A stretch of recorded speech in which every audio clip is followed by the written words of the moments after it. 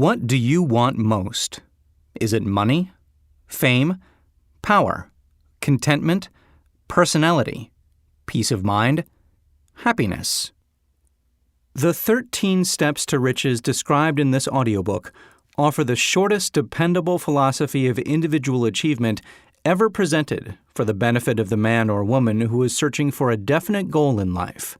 Before beginning the audiobook, you will profit greatly if you recognize the fact that the book was not written to entertain.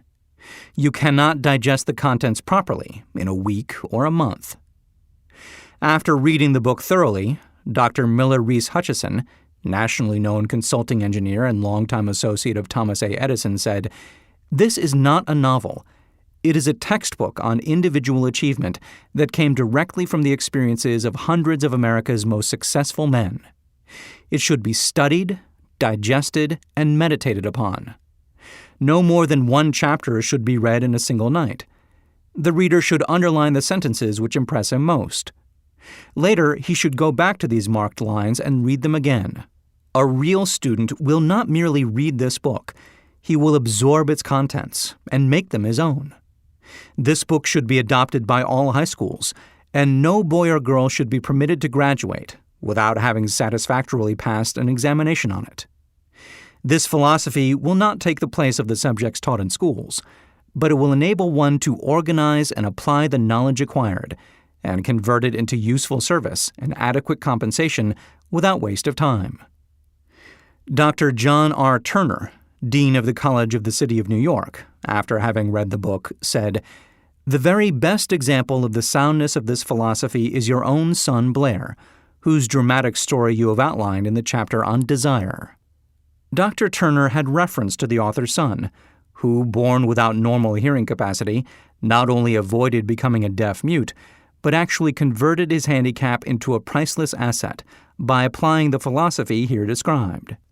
After listening to the story, you will realize that you are about to come into possession of a philosophy which can be transmuted into material wealth, or serve as readily to bring you peace of mind, understanding, spiritual harmony, and in some instances, as in the case of the author's son, it can help you master physical affliction. The author discovered, through personally analyzing hundreds of successful men, that all of them followed the habit of exchanging ideas through what is commonly called conferences. When they had problems to be solved, they sat down together and talked freely until they discovered, from their joint contribution of ideas, a plan that would serve their purpose. You who listen to this book will get most out of it by putting into practice the master-mind principle described in the audiobook. This you can do, as others are doing so successfully, by forming a study club, consisting of any desired number of people who are friendly and harmonious. The club should have a meeting at regular periods, as often as once each week. The procedure should consist of listening to one chapter of the book at each meeting, after which the contents of the chapter should be freely discussed by all members. Each member should make notes, putting down all ideas of his own inspired by the discussion. Each member should carefully read and analyze each chapter several days prior to its open reading and joint discussion in the club. By following this plan, every listener will get from the audio program not only the sum total of the best knowledge organized from the experiences of hundreds of successful men, but more important by far, he will tap new sources of knowledge in his own mind, as well as acquire knowledge of priceless value from every other person present. If you follow this plan persistently, you will be almost certain to uncover and appropriate the secret formula by which Andrew Carnegie acquired his huge fortune, as referred to in the author's introduction. Tributes to the author from great American leaders.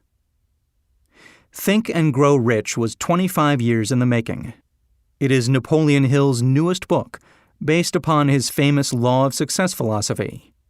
His work and writings have been praised by great leaders in finance, education, politics, government.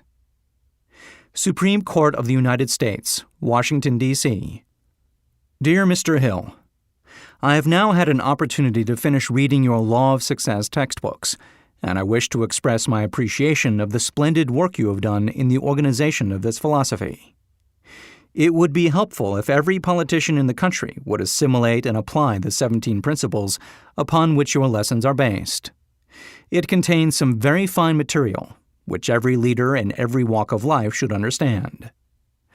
I am happy to have had the privilege of rendering you some slight measure of help in the organization of this splendid course of common sense philosophy. Sincerely yours, William H. Taft, former President and former Chief Justice of the United States. King of the 5 and 10 cent stores. By applying many of the 17 fundamentals of the law of success philosophy, we have built a great chain of successful stores. I presume it would be no exaggeration of fact if I said that the Woolworth Building might properly be called a monument to the soundness of these principles. F. W. Woolworth. A great steamship magnate. I feel greatly indebted for the privilege of reading your Law of Success. If I had had this philosophy 50 years ago, I suppose I could have accomplished all that I have done in less than half the time. I sincerely hope the world will discover and reward you. Robert Dollar. Famous American labor leader. Mastery of the Law of Success philosophy is the equivalent of an insurance policy against failure.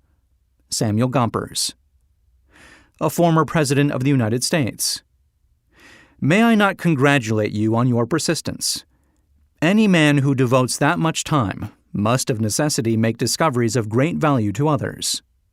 I am deeply impressed by your interpretation of the mastermind principles, which you have so clearly described. Woodrow Wilson. A merchant prince.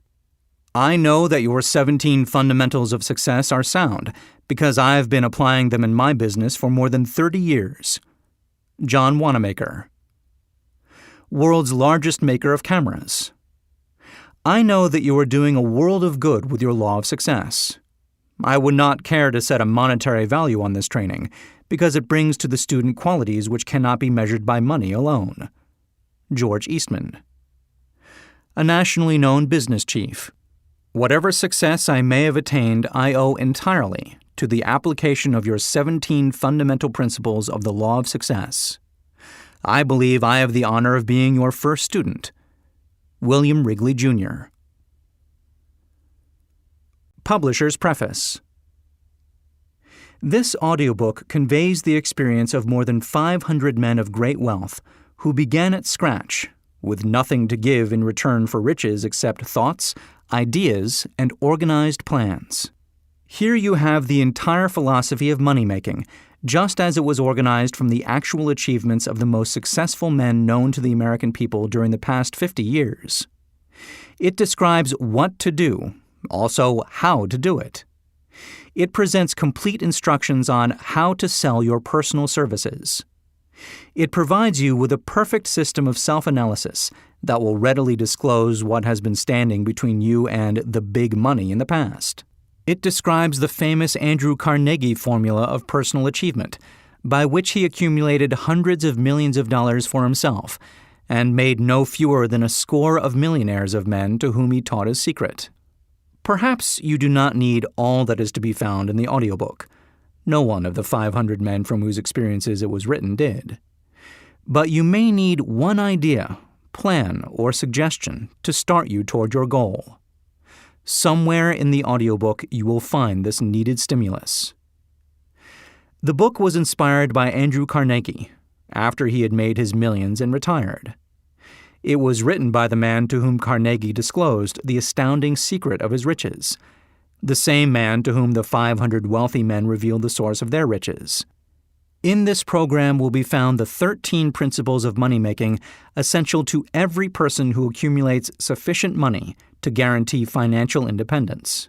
It is estimated that the research which went into the preparation before the book was written or could be written, research covering more than 25 years of continuous effort, could not be duplicated at a cost of less than $100,000. Moreover, the knowledge contained in the program never can be duplicated at any cost, for the reason that more than half of the 500 men who supplied the information it brings have passed on. Riches cannot always be measured in money. Money and material things are essential for freedom of body and mind. But there are some who will feel that the greatest of all riches can be evaluated only in terms of lasting friendships, harmonious family relationships, sympathy and understanding between business associates, and introspective harmony, which brings one peace of mind measurable only in spiritual values. All who read, understand, and apply this philosophy will be better prepared to attract and enjoy these higher estates, which always have been and always will be denied to all except those who are ready for them.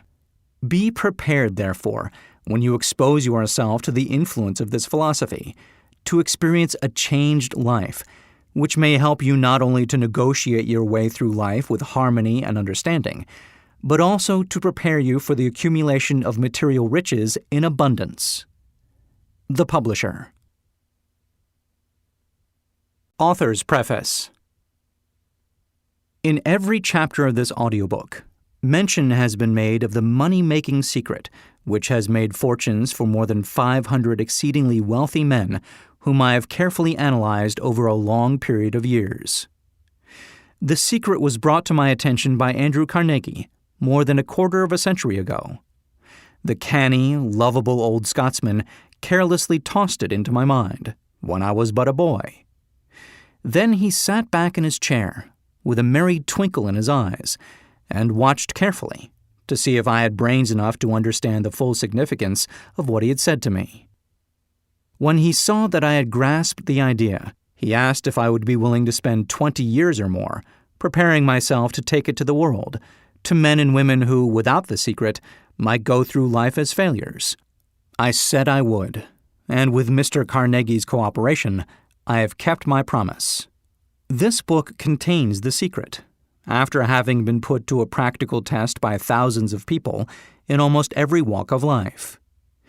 It was Mr. Carnegie's idea that the magic formula, which gave him a stupendous fortune, ought to be placed within reach of people who do not have time to investigate how men make money, and it was his hope that I might test and demonstrate the soundness of the formula through the experience of men and women in every calling.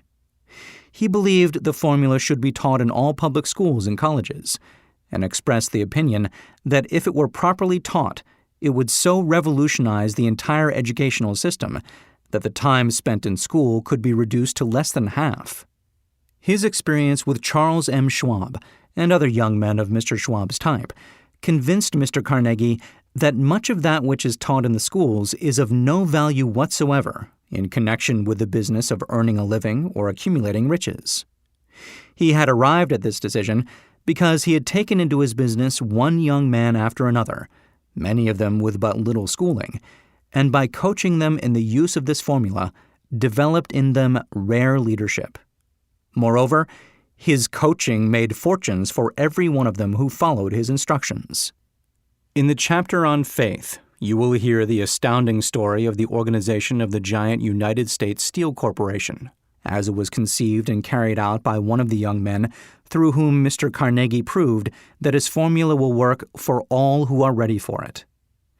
This single application of the secret by that young man, Charles M. Schwab, made him a huge fortune in both money and opportunity. Roughly speaking, this particular application of the formula was worth $600 million.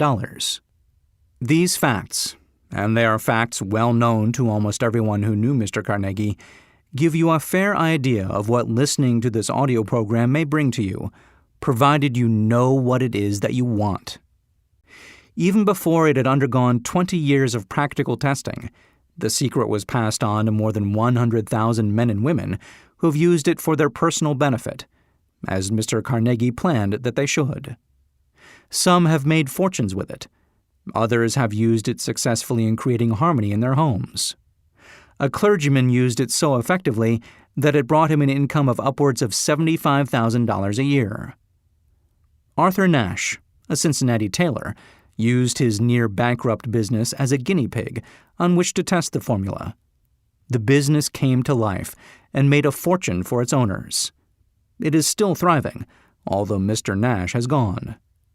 The experiment was so unique that newspapers and magazines gave it more than $1 million worth of laudatory publicity.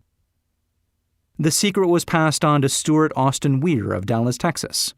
He was ready for it, so ready that he gave up his profession and studied law. Did he succeed? That story is told too. I gave the secret to Jennings Randolph the day he graduated from college, and he has used it so successfully that he is now serving his third term as a member of Congress, with an excellent opportunity to keep on using it until it carries him to the White House. While serving as advertising manager of the LaSalle Extension University, when it was little more than a name, I had the privilege of seeing J.G. Chaplin, president of the university, use the formula so effectively that he has since made the LaSalle one of the great extension schools of the country. The secret to which I refer has been mentioned no fewer than 100 times throughout this audiobook. It has not been directly named, for it seems to work more successfully when it is merely uncovered and left in sight, where those who are ready and searching for it may pick it up. That is why Mr. Carnegie tossed it to me so quietly, without giving me its specific name. If you are ready to put it to use, you will recognize this secret at least once in every chapter. I wish I might feel privileged to tell you how you will know if you are ready, but that would deprive you of much of the benefit you will receive when you make the discovery in your own way. While this book was being written, my own son, who was then finishing the last year of his college work, picked up the manuscript of Chapter 2, read it, and discovered the secret for himself. He used the information so effectively that he went directly into a responsible position at a beginning salary greater than the average man ever earns. His story has been briefly described in Chapter 2. When you listen to it, perhaps you will dismiss any feeling you may have had at the beginning of the program that it promised too much.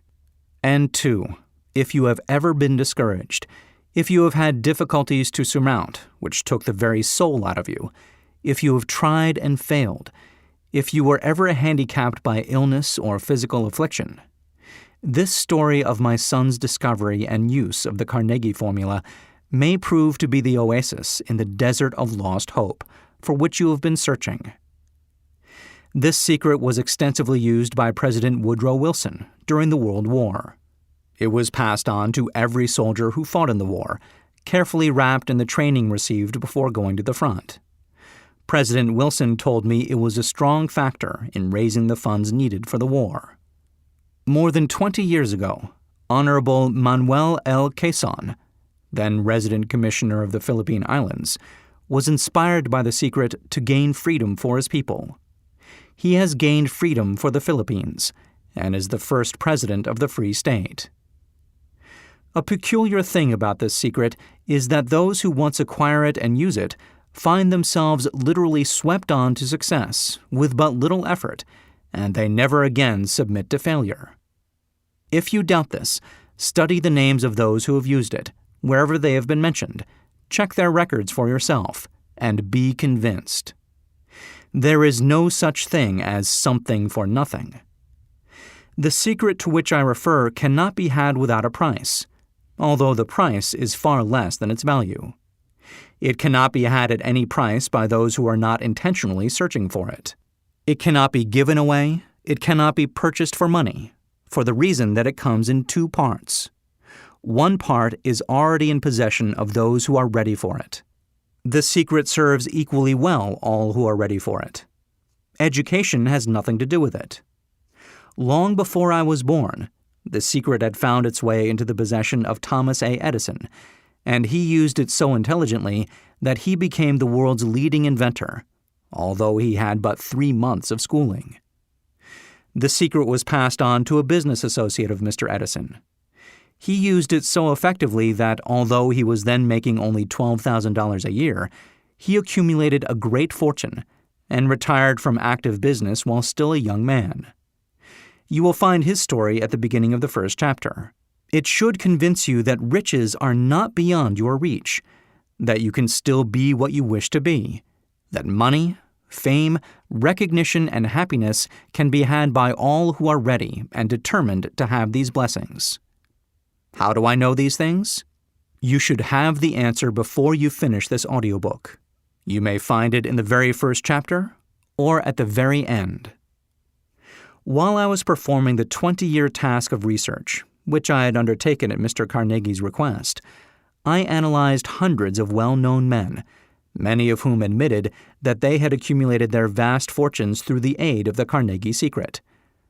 Among these men were Henry Ford, William Wrigley, Jr., John Wanamaker, James J. Hill, George S. Parker, E. M. Statler, Henry L. Doherty, Cyrus H. K. Curtis, George Eastman, Theodore Roosevelt, John W. Davis, Elbert Hubbard, Wilbur Wright, William Jennings Bryan, Dr. David Starr Jordan, J. Ogden Armour, Charles M. Schwab, Harris F. Williams, Dr. Frank Gonzalez, Daniel Willard, King Gillette, Ralph A. Weeks, Judge Daniel T. Wright, John D. Rockefeller, Thomas A. Edison, Frank A. Vanderlip, F. W. Woolworth, Colonel Robert A. Dollar, Edward A. Filene, Edwin C. Barnes, Arthur Brisbane, Woodrow Wilson, William Howard Taft, Luther Burbank,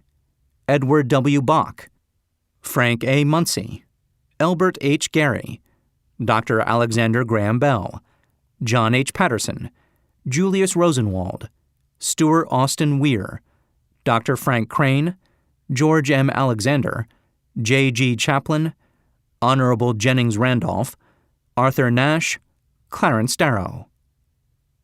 These names represent but a small fraction of the hundreds of well-known Americans whose achievements, financially and otherwise, prove that those who understand and apply the Carnegie secret reach high stations in life.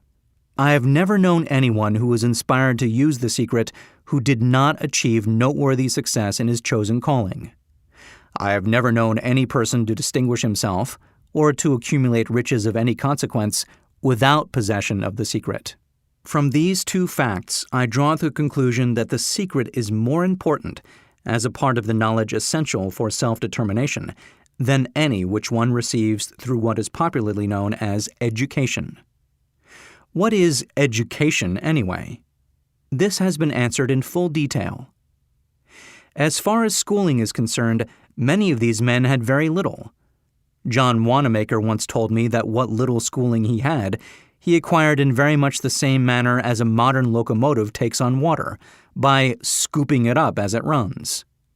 Henry Ford never reached high school, let alone college. I am not attempting to minimize the value of schooling, but I am trying to express my earnest belief that those who master and apply the secret will reach high stations, accumulate riches, and bargain with life on their own terms, even if their schooling has been meager. Somewhere, as you listen, the secret to which I refer will jump from the audio program and stand boldly before you, if you are ready for it. When it appears, you will recognize it.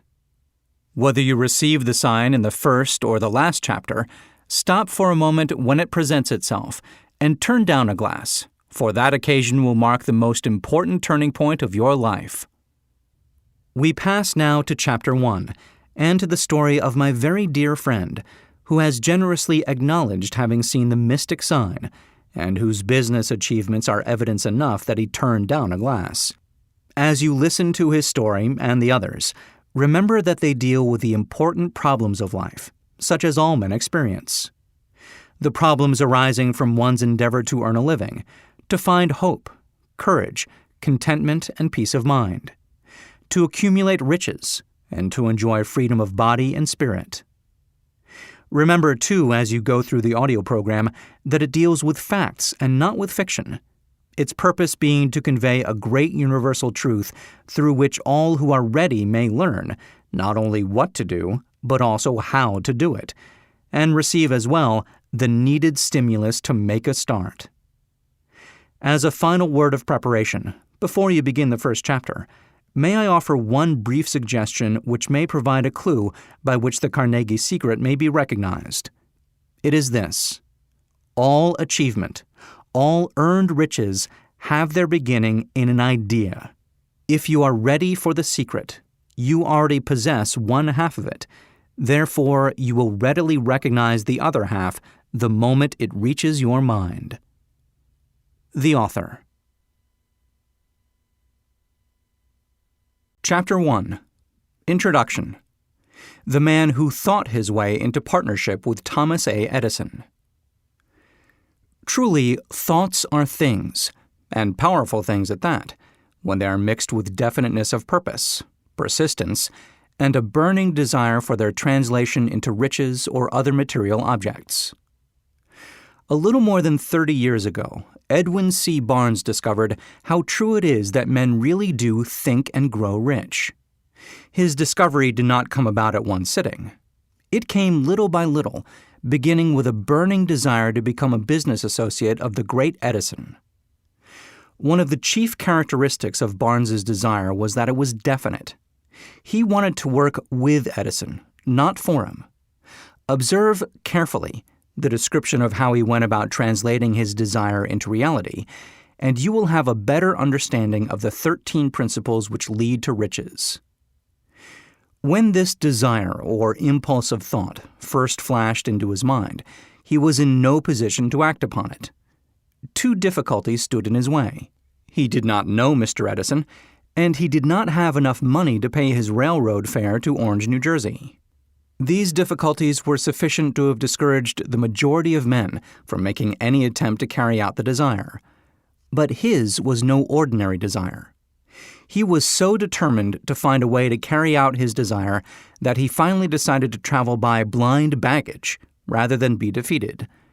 To the uninitiated, this means that he went to East Orange on a freight train. He presented himself at Mr. Edison's laboratory and announced he had come to go into business with the inventor. In speaking of the first meeting between Barnes and Edison years later, Mr. Edison said, "He stood there before me, looking like an ordinary tramp. But there was something in the expression of his face which conveyed the impression that he was determined to get what he had come after." I had learned from years of experience with men that when a man really desires a thing so deeply that he is willing to stake his entire future on a single turn of the wheel in order to get it, he is sure to win. I gave him the opportunity he asked for because I saw he had made up his mind to stand by until he succeeded. Subsequent events proved that no mistake was made. Just what young Barnes said to Mr. Edison on that occasion was far less important than that which he thought. Edison himself said so. It could not have been the young man's appearance which got him his start in the Edison office, for that was definitely against him. It was what he thought that counted. If the significance of this statement could be conveyed to every person who hears it, there would be no need for the remainder of this book. Barnes did not get his partnership with Edison on his first interview. He did get a chance to work in the Edison offices, at a very nominal wage, doing work that was unimportant to Edison, but most important to Barnes, because it gave him an opportunity to display his merchandise where his intended partner could see it. Months went by. Apparently nothing happened to bring the coveted goal which Barnes had set up in his mind as his definite major purpose. But something important was happening in Barnes's mind. He was constantly intensifying his desire to become the business associate of Edison. Psychologists have correctly said that when one is truly ready for a thing, it puts in its appearance. Barnes was ready for a business association with Edison. Moreover, he was determined to remain ready until he got that which he was seeking. He did not say to himself, well, what's the use? I guess I'll change my mind and try for a salesman's job. But he did say, I came here to go into business with Edison, and I'll accomplish this end if it takes the remainder of my life. He meant it. What a different story men would have to tell if only they would adopt a definite purpose and stand by that purpose until it had time to become an all-consuming obsession.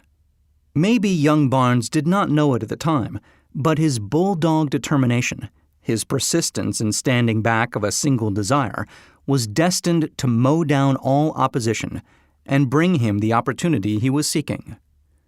When the opportunity came, it appeared in a different form and from a different direction than Barnes had expected. That is one of the tricks of opportunity. It has a sly habit of slipping in by the back door, and often it comes disguised in the form of misfortune or temporary defeat. Perhaps this is why so many fail to recognize opportunity. Mr. Edison had just perfected a new office device, known at the time as the Edison dictating machine, now the Ediphone. His salesmen were not enthusiastic over the machine. They did not believe it could be sold without great effort. Barnes saw his opportunity. It had crawled in quietly, hidden in a queer-looking machine which interested no one but Barnes and the inventor. Barnes knew he could sell the Edison dictating machine. He suggested this to Edison and promptly got his chance. He did sell the machine. In fact, he sold it so successfully that Edison gave him a contract to distribute and market it all over the nation. Out of that business association grew the slogan, "Made by Edison and installed by Barnes." The business alliance has been in operation for more than 30 years. Out of it, Barnes has made himself rich in money, but he has done something infinitely greater. He has proved that one really may think and grow rich. How much actual cash that original desire of Barnes's has been worth to him, I have no way of knowing. Perhaps it has brought him $2 or $3 million. But the amount, whatever it is, becomes insignificant when compared with the greater asset he acquired in the form of definite knowledge that an intangible impulse of thought can be transmuted into its physical counterpart by the application of known principles. Barnes literally thought himself into a partnership with the great Edison. He thought himself into a fortune. He had nothing to start with except the capacity to know what he wanted and the determination to stand by that desire until he realized it. He had no money to begin with. He had but little education. He had no influence. But he did have initiative, faith, and the will to win. With these intangible forces, he made himself #1 man with the greatest inventor who ever lived. Now, let us look at a different situation and study a man who had plenty of tangible evidence of riches, but lost it because he stopped 3 feet short of the goal he was seeking. 3 feet from gold. One of the most common causes of failure is the habit of quitting when one is overtaken by temporary defeat. Every person is guilty of this mistake at one time or another. An uncle of R.U. Darby was caught by the gold fever in the gold rush days and went west to dig and grow rich. He had never heard that more gold has been mined from the brains of men than has ever been taken from the earth. He staked a claim and went to work with pick and shovel. The going was hard, but his lust for gold was definite.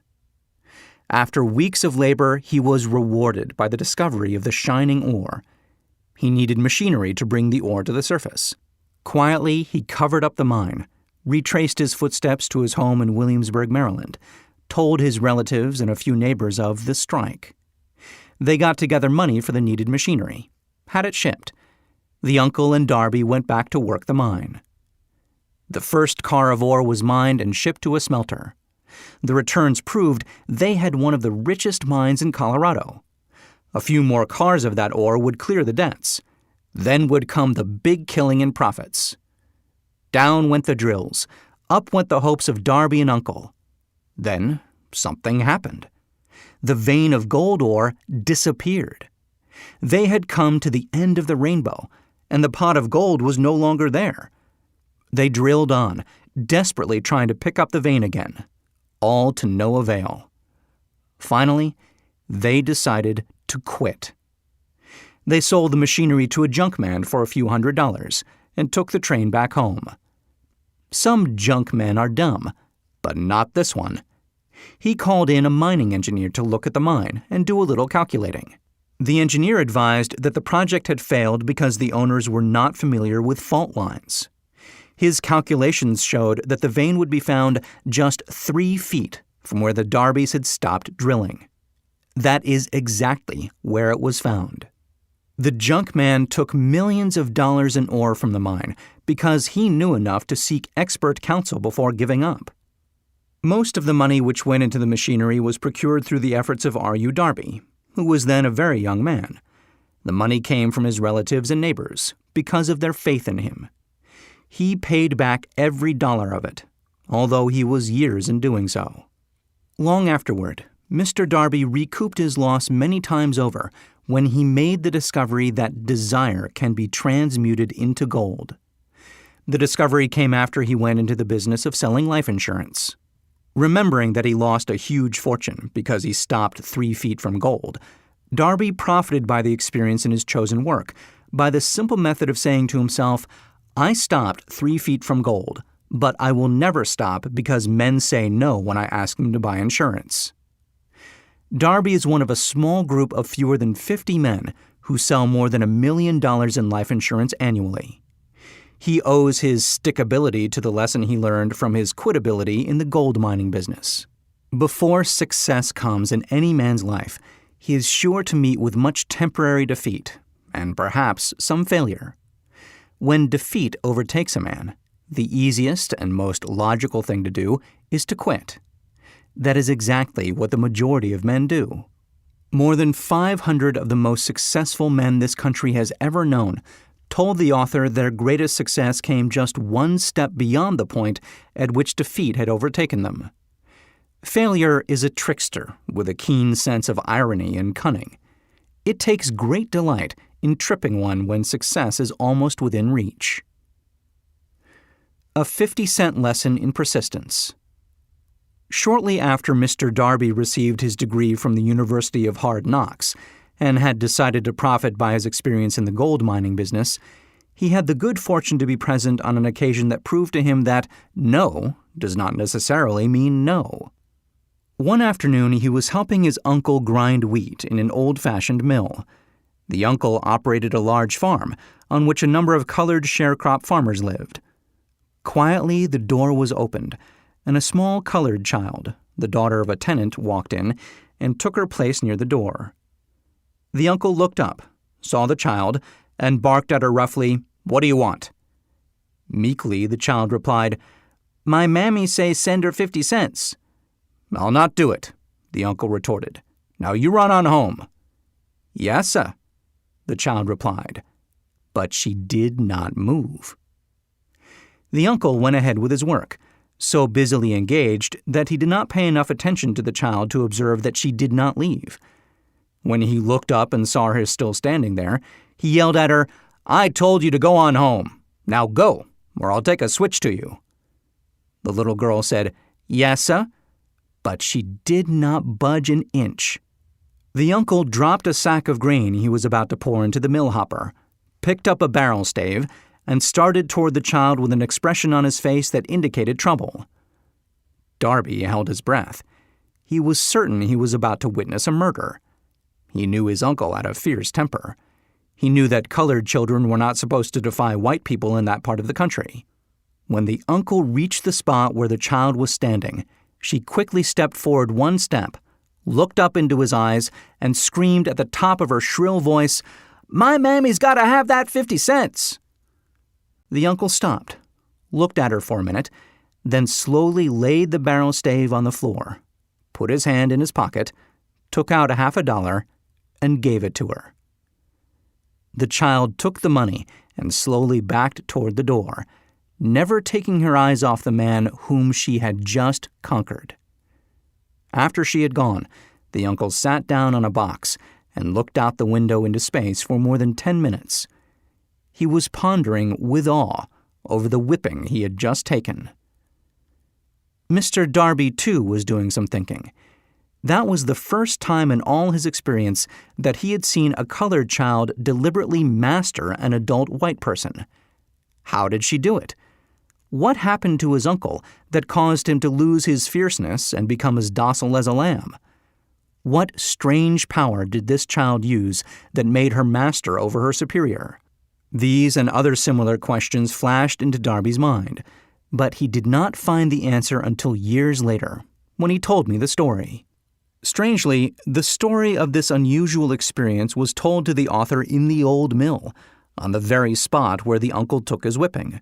Strangely, too, I had devoted nearly a quarter of a century to the study of the power which enabled an ignorant, illiterate colored child to conquer an intelligent man.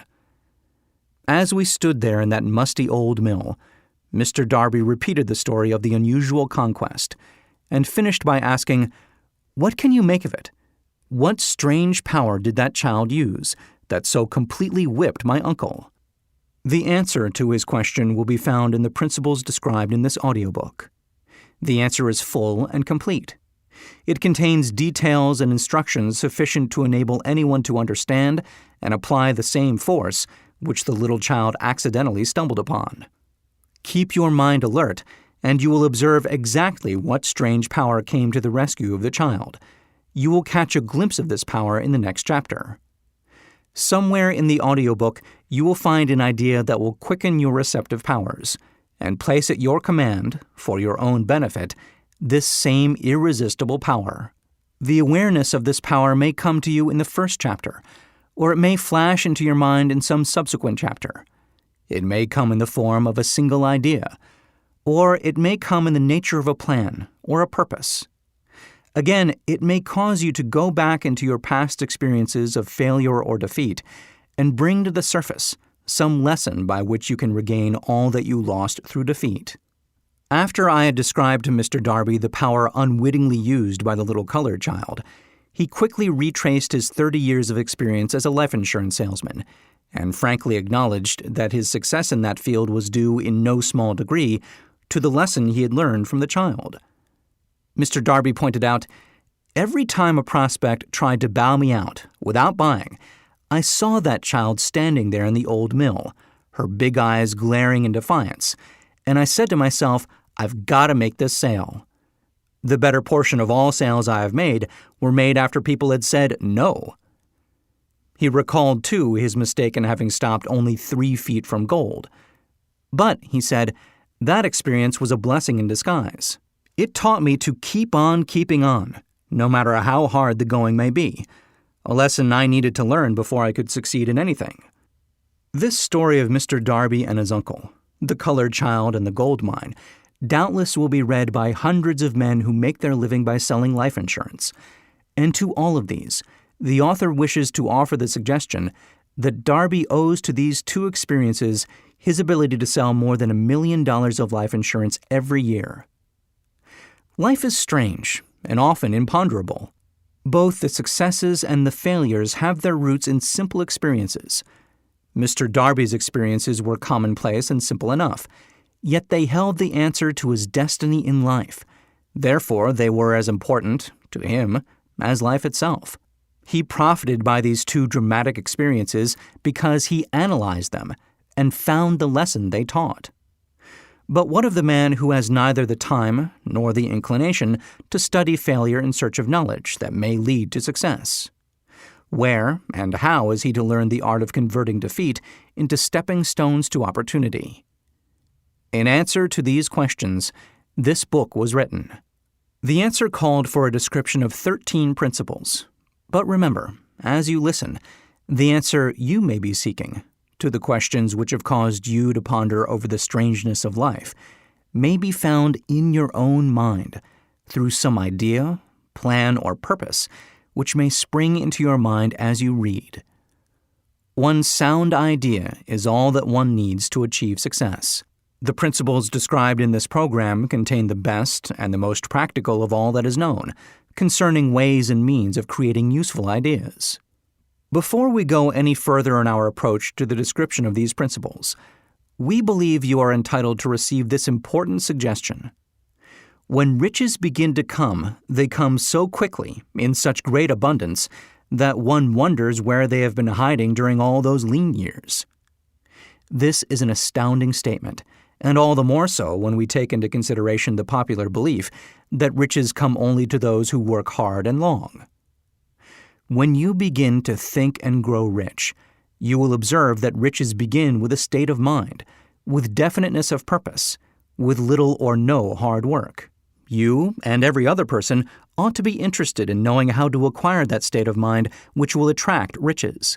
I spent 25 years in research, analyzing more than 25,000 people, because I too wanted to know how wealthy men become that way. Without that research, this book could not have been written.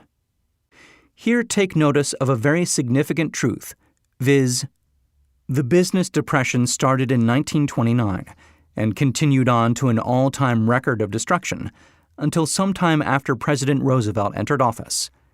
Then the depression began to fade into nothingness. Just as an electrician in a theater raises the lights so gradually that darkness is transmuted into light before you realize it, so did the spell of fear in the minds of the people gradually fade away and become faith. Observe very closely. As soon as you master the principles of this philosophy and begin to follow the instructions for applying those principles, your financial status will begin to improve, and everything you touch will begin to transmute itself into an asset for your benefit. Impossible? Not at all. One of the main weaknesses of mankind is the average man's familiarity with the word impossible. He knows all the rules which will not work. He knows all the things which cannot be done.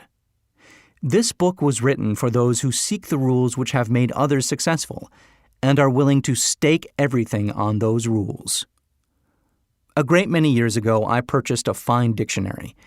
The first thing I did with it was to turn to the word impossible and neatly clip it out of the book. That would not be an unwise thing for you to do. Success comes to those who become success conscious. Failure comes to those who indifferently allow themselves to become failure conscious. The object of this audiobook is to help all who seek it, to learn the art of changing their minds from failure consciousness to success consciousness. Another weakness found in altogether too many people is the habit of measuring everything and everyone by their own impressions and beliefs. Some who will hear this will believe that no one can think and grow rich. They cannot think in terms of riches because their thought habits have been steeped in poverty, want, misery, failure, and defeat. These unfortunate people remind me of a prominent Chinese who came to America to be educated in American ways. He attended the University of Chicago. One day, President Harper met this young Oriental on the campus, stopped to chat with him for a few minutes, and asked what had impressed him as being the most noticeable characteristic of the American people. "Why," the Chinaman exclaimed, "the queer slant of your eyes. Your eyes are off slant." What do we say about the Chinese? We refuse to believe that which we do not understand. We foolishly believe that our own limitations are the proper measure of limitations. Sure, the other fellow's eyes are off slant because they are not the same as our own. Millions of people look at the achievements of Henry Ford after he has arrived and envy him because of his good fortune, or luck, or genius, or whatever it is that they credit for Ford's fortune. Perhaps one person in every 100,000 knows the secret of Ford's success, and those who do know are too modest or too reluctant to speak of it because of its simplicity. A single transaction will illustrate the secret perfectly. A few years back, Ford decided to produce his now famous V8 motor. He chose to build an engine with the entire 8 cylinders cast in one block, and instructed his engineers to produce a design for the engine. The design was placed on paper, but the engineers agreed to a man that it was simply impossible to cast an 8-cylinder gas engine block in one piece. Ford said, "Produce it anyway." But, they replied, "It's impossible." "Go ahead," Ford commanded, "and stay on the job until you succeed, no matter how much time is required." The engineers went ahead. There was nothing else for them to do if they were to remain on the Ford staff. 6 months went by. Nothing happened. Another 6 months passed, and still nothing happened.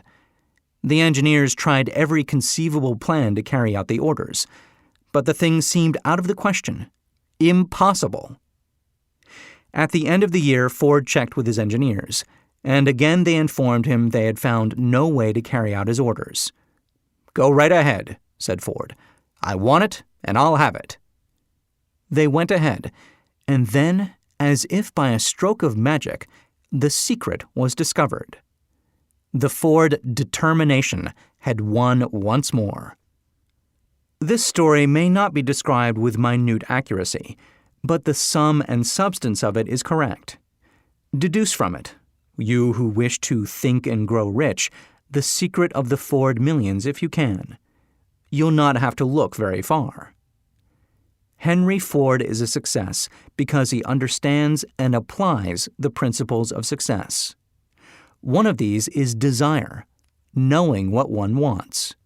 Remember this Ford story as you listen, and pick out the lines in which the secret of his stupendous achievement have been described. If you can do this, if you can lay your finger on the particular group of principles which made Henry Ford rich, you can equal his achievements in almost any calling for which you are suited.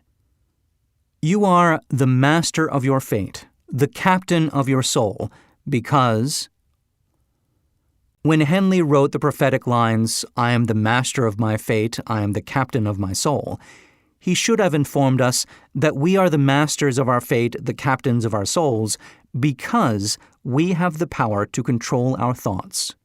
He should have told us that the ether in which this little earth floats, in which we move and have our being, is a form of energy moving at an inconceivably high rate of vibration, and that the ether is filled with a form of universal power which adapts itself to the nature of the thoughts we hold in our minds, and influences us, in natural ways, to transmute our thoughts into their physical equivalent.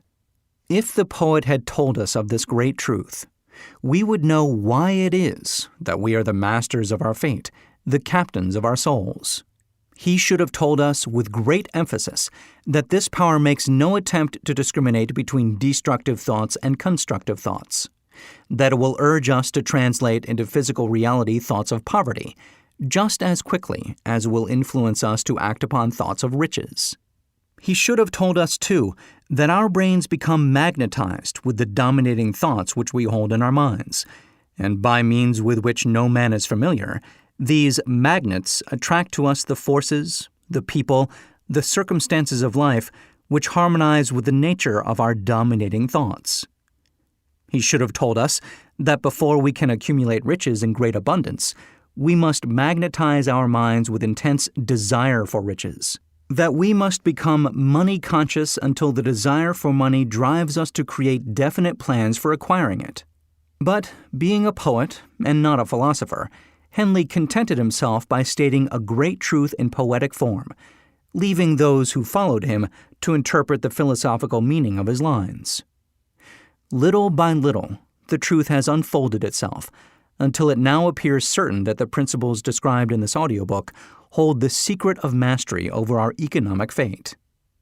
We are now ready to examine the first of these principles. Maintain a spirit of open-mindedness, and remember as you listen, they are the invention of no one man. The principles were gathered from the life experiences of more than 500 men who actually accumulated riches in huge amounts, men who began in poverty, with but little education, without influence. The principles worked for these men. You can put them to work for your own enduring benefit. You will find it easy, not hard to do. Before you listen to the next chapter, I want you to know that it conveys factual information which might easily change your entire financial destiny, as it has so definitely brought changes of stupendous proportions to two people described. I want you to know also that the relationship between these two men and myself is such that I could have taken no liberties with the facts, even if I had wished to do so. One of them has been my closest personal friend for almost 25 years. The other is my own son. The unusual success of these two men, success which they generously accredit to the principle described in the next chapter, more than justifies this personal reference as a means of emphasizing the far-flung power of this principle. Almost 15 years ago, I delivered the commencement address at Salem College, Salem, West Virginia. I emphasized the principle described in the next chapter with so much intensity that one of the members of the graduating class definitely appropriated it and made it a part of his own philosophy. The young man is now a member of Congress and an important factor in the present administration. Just before this book went to the publisher, he wrote me a letter in which he so clearly stated his opinion of the principle outlined in the next chapter that I have chosen to publish his letter as an introduction to that chapter. It gives you an idea of the rewards to come. My dear Napoleon, my service as a member of Congress having given me an insight into the problems of men and women, I am writing to offer a suggestion which may become helpful to thousands of worthy people. With apologies, I must state that the suggestion, if acted upon, will mean several years of labor and responsibility for you, But I am enheartened to make the suggestion because I know your great love for rendering useful service. In 1922, you delivered the commencement address at Salem College, when I was a member of the graduating class. In that address, you planted in my mind an idea which has been responsible for the opportunity I now have to serve the people of my state, and will be responsible, in a very large measure, for whatever success I may have in the future. The suggestion I have in mind is that you put into a book the sum and substance of the address you delivered at Salem College, and in that way give the people of America an opportunity to profit by your many years of experience and association with the men who, by their greatness, have made America the richest nation on earth. I recall, as though it were yesterday, the marvelous description you gave of the method by which Henry Ford, with but little schooling, without a dollar, with no influential friends, rose to great heights. I made up my mind then, even before you had finished your speech, that I would make a place for myself, no matter how many difficulties I had to surmount. Thousands of young people will finish their schooling this year and within the next few years. Every one of them will be seeking just such a message of practical encouragement as the one I received from you. They will want to know where to turn, what to do, to get started in life.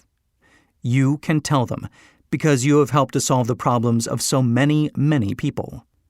If there is any possible way that you can afford to render so great a service, may I offer the suggestion that you include with every book one of your personal analysis charts, in order that the purchaser of the book may have the benefit of a complete self-inventory, indicating, as you indicated to me years ago, exactly what is standing in the way of success. Such a service as this, providing the readers of your book with a complete, unbiased picture of their faults and their virtues, would mean to them the difference between success and failure. The service would be priceless. Millions of people are now facing the problem of staging a comeback because of the Depression. And I speak from personal experience when I say, I know these earnest people would welcome the opportunity to tell you their problems and to receive your suggestions for the solution. You know the problems of those who face the necessity of beginning all over again. There are thousands of people in America today who would like to know how they can convert ideas into money, people who must start at scratch, without finances, and recoup their losses. If anyone can help them, you can. If you publish the book, I would like to own the first copy that comes from the press, personally autographed by you. With best wishes, believe me, cordially yours, Jennings Randolph. Chapter 2. Desire. The starting point of all achievement. The first step toward riches. When Edwin C. Barnes climbed down from the freight train in Orange, New Jersey more than 30 years ago, he may have resembled a tramp, but his thoughts were those of a king. As he made his way from the railroad tracks to Thomas A. Edison's office, his mind was at work. He saw himself standing in Edison's presence. He heard himself asking Mr. Edison for an opportunity to carry out the one consuming obsession of his life, a burning desire to become the business associate of the great inventor. Barnes's desire was not a hope. It was not a wish. It was a keen, pulsating desire, which transcended everything else. It was definite. The desire was not new when he approached Edison. It had been Barnes's dominating desire for a long time. In the beginning, when the desire first appeared in his mind, it may have been, probably was, only a wish, but it was no mere wish when he appeared before Edison with it. A few years later, Edwin C. Barnes again stood before Edison, in the same office where he first met the inventor. This time his desire had been translated into reality. He was in business with Edison. The dominating dream of his life had become a reality. Today, people who know Barnes envy him because of the break life yielded him. They see him in the days of his triumph, without taking the trouble to investigate the cause of his success. Barnes succeeded because he chose a definite goal, placed all his energy, all his willpower, all his effort, everything back of that goal. He did not become the partner of Edison the day he arrived. He was content to start in the most menial work, as long as it provided an opportunity to take even one step toward his cherished goal. 5 years passed before the chance he had been seeking made its appearance. During all those years, not one ray of hope, not one promise of attainment of his desire had been held out to him. To everyone except himself, he appeared only another cog in the Edison business wheel, but in his own mind, he was the partner of Edison every minute of the time, from the very day that he first went to work there. It is a remarkable illustration of the power of a definite desire. Barnes won his goal because he wanted to be a business associate of Mr. Edison, more than he wanted anything else. He created a plan by which to attain that purpose. But he burned all bridges behind him. He stood by his desire until it became the dominating obsession of his life, and finally, a fact. When he went to Orange, he did not say to himself, "I will try to induce Edison to give me a job of some sort." He said, "I will see Edison and put him on notice that I have come to go into business with him." He did not say, "I will work there for a few months, and if I get no encouragement, I will quit and get a job somewhere else." He did say, "I will start anywhere. I will do anything Edison tells me to do, but before I am through, I will be his associate." He did not say, "I will keep my eyes open for another opportunity, in case I fail to get what I want in the Edison organization." He said, "There is but one thing in this world that I am determined to have, and that is a business association with Thomas A. Edison. I will burn all bridges behind me and stake my entire future on my ability to get what I want." He left himself no possible way of retreat. He had to win or perish. That is all there is to the Barnes story of success. A long while ago, a great warrior faced a situation which made it necessary for him to make a decision which ensured his success on the battlefield.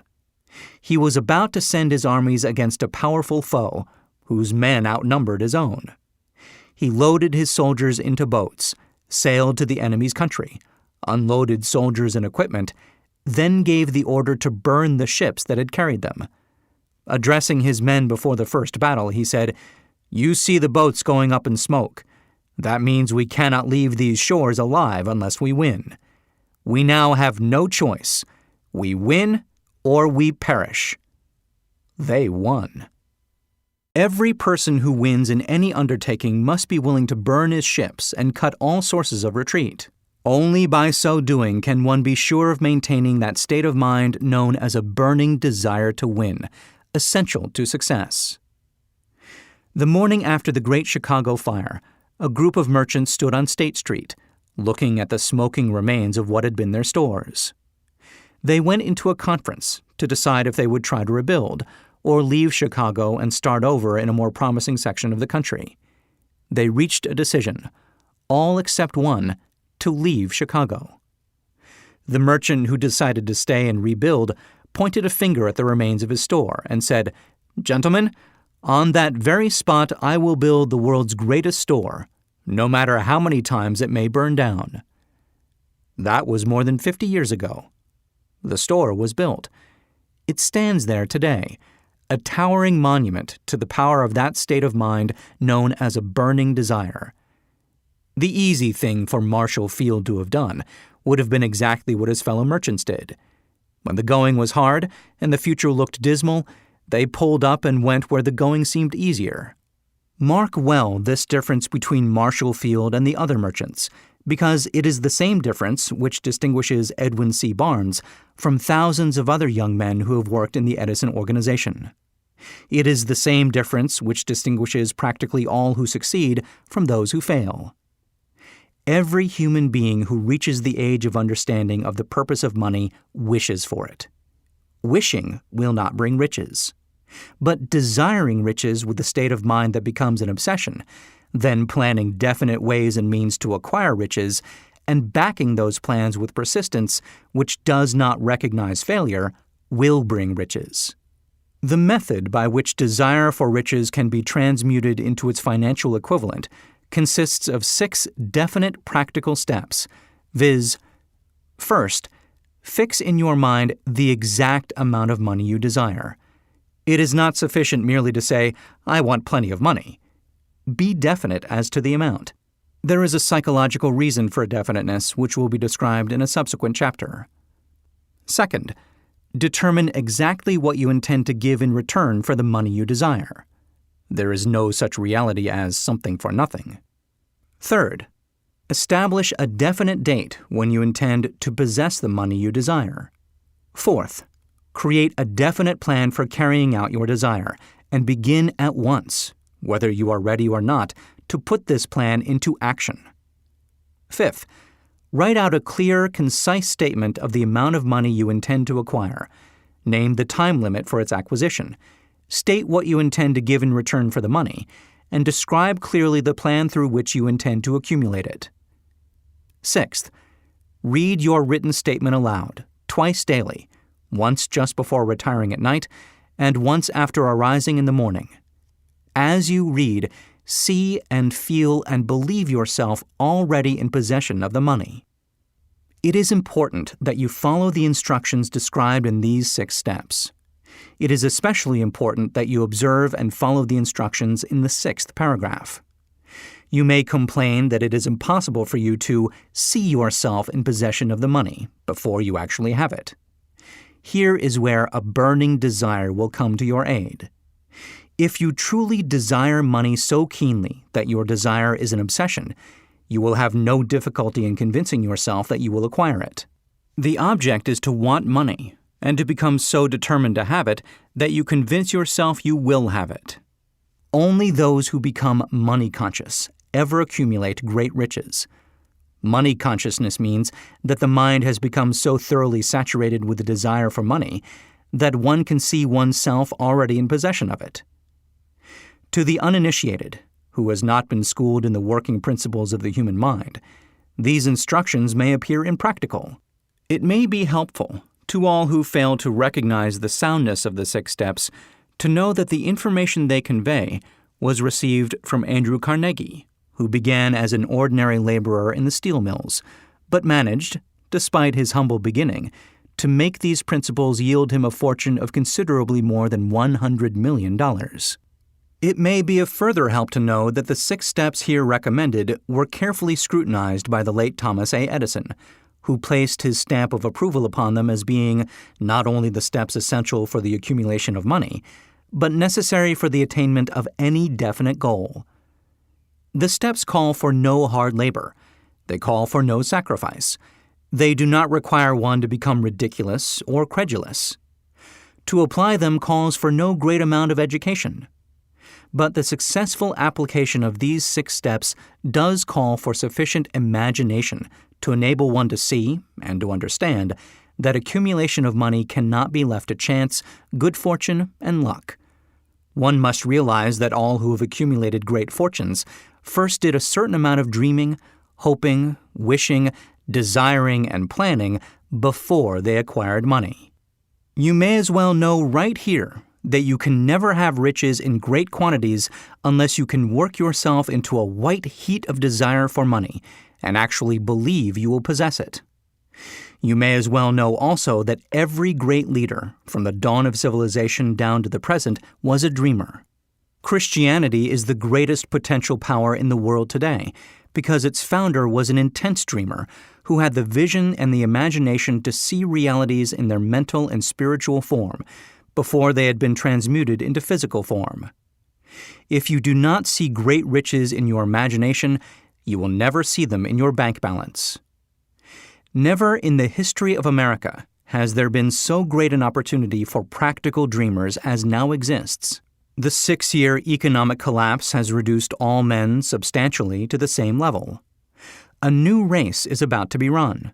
The stakes represent huge fortunes which will be accumulated within the next 10 years. The rules of the race have changed because we now live in a changed world that definitely favors the masses, those who had but little or no opportunity to win under the conditions existing during the Depression, when fear paralyzed growth and development. We who are in this race for riches should be encouraged to know that this changed world in which we live is demanding new ideas, new ways of doing things, new leaders, new inventions, new methods of teaching, new methods of marketing, new books, new literature, new features for the radio, new ideas for moving pictures. Back of all this demand for new and better things, there is one quality which one must possess to win, and that is definiteness of purpose, the knowledge of what one wants, and a burning desire to possess it. The business depression marked the death of one age and the birth of another. This changed world requires practical dreamers who can and will put their dreams into action. The practical dreamers have always been, and always will be, the pattern makers of civilization. We who desire to accumulate riches should remember the real leaders of the world always have been men who harnessed and put into practical use the intangible, unseen forces of unborn opportunity, and have converted those forces, or impulses of thought, into skyscrapers, cities, factories, airplanes, automobiles, and every form of convenience that makes life more pleasant.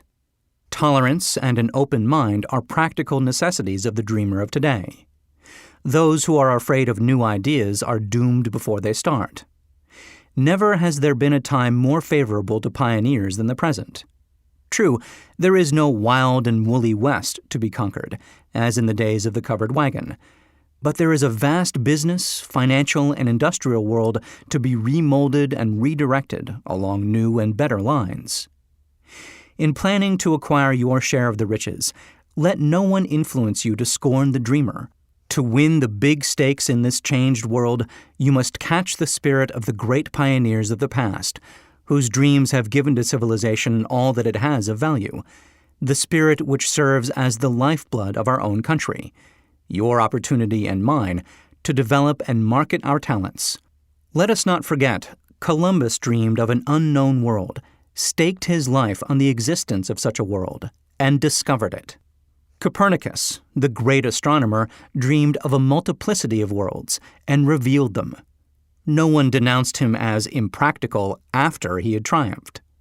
Instead, the world worshipped at his shrine, thus proving once more that success requires no apologies, failure permits no alibis. If the thing you wish to do is right, and you believe in it, go ahead and do it. Put your dream across, and never mind what they say if you meet with temporary defeat, for they perhaps do not know that every failure brings with it the seed of an equivalent success. Henry Ford, poor and uneducated, dreamed of a horseless carriage, went to work with what tools he possessed, without waiting for opportunity to favor him, and now evidence of his dream belts the entire earth. He has put more wheels into operation than any man who ever lived, because he was not afraid to back his dreams. Thomas Edison dreamed of a lamp that could be operated by electricity, began where he stood to put his dream into action, and despite more than 10,000 failures, he stood by that dream until he made it a physical reality. Practical dreamers do not quit. Wayland dreamed of a chain of cigar stores, transformed his dream into action, and now the United Cigar Stores occupy the best corners in America. Lincoln dreamed of freedom for the black slaves, put his dream into action, and barely missed living to see a united North and South translate his dream into reality. The Wright brothers dreamed of a machine that would fly through the air. Now one may see evidence all over the world that they dreamed soundly. Marconi dreamed of a system for harnessing the intangible forces of the ether. Evidence that he did not dream in vain may be found in every wireless and radio in the world. Moreover, Marconi's dream brought the humblest cabin and the most stately manor house side by side. It made the people of every nation on earth backdoor neighbors. It gave the President of the United States a medium by which he may talk to all the people of America at one time and on short notice. It may interest you to know that Marconi's friends had him taken into custody and examined in a psychopathic hospital when he announced he had discovered a principle through which he could send messages through the air without the aid of wires or other direct physical means of communication. The dreamers of today fare better. The world has become accustomed to new discoveries, Nay, it has shown a willingness to reward the dreamer who gives the world a new idea. The greatest achievement was, at first, and for a time, but a dream. The oak sleeps in the acorn, the bird waits in the egg, and in the highest vision of the soul, a waking angel stirs. Dreams are the seedlings of reality. Awake, arise, and assert yourself, you dreamers of the world. Your star is now in the ascendancy. The world depression brought the opportunity you have been waiting for. It taught people humility, tolerance, and open-mindedness. The world is filled with an abundance of opportunity, which the dreamers of the past never knew. A burning desire to be and to do is the starting point from which the dreamer must take off. Dreams are not born of indifference, laziness, or lack of ambition. The world no longer scoffs at the dreamer, nor calls him impractical. If you think it does, take a trip to Tennessee and witness what a dreamer president has done in the way of harnessing and using the great water power of America. A score of years ago, such a dream would have seemed like madness. You have been disappointed. You have undergone defeat during the Depression. You have felt the great heart within you crushed until it bled. Take courage, for these experiences have tempered the spiritual metal of which you are made. They are assets of incomparable value. Remember, too, that all who succeed in life get off to a bad start and pass through many heartbreaking struggles before they arrive. The turning point in the lives of those who succeed usually comes at the moment of some crisis, through which they are introduced to their other selves. John Bunyan wrote The Pilgrim's Progress, which is among the finest of all English literature, after he had been confined in prison and sorely punished because of his views on the subject of religion. O. Henry discovered the genius which slept within his brain after he had met with great misfortune and was confined in a prison cell in Columbus, Ohio. Being forced, through misfortune, to become acquainted with his other self and to use his imagination, he discovered himself to be a great author instead of a miserable criminal and outcast.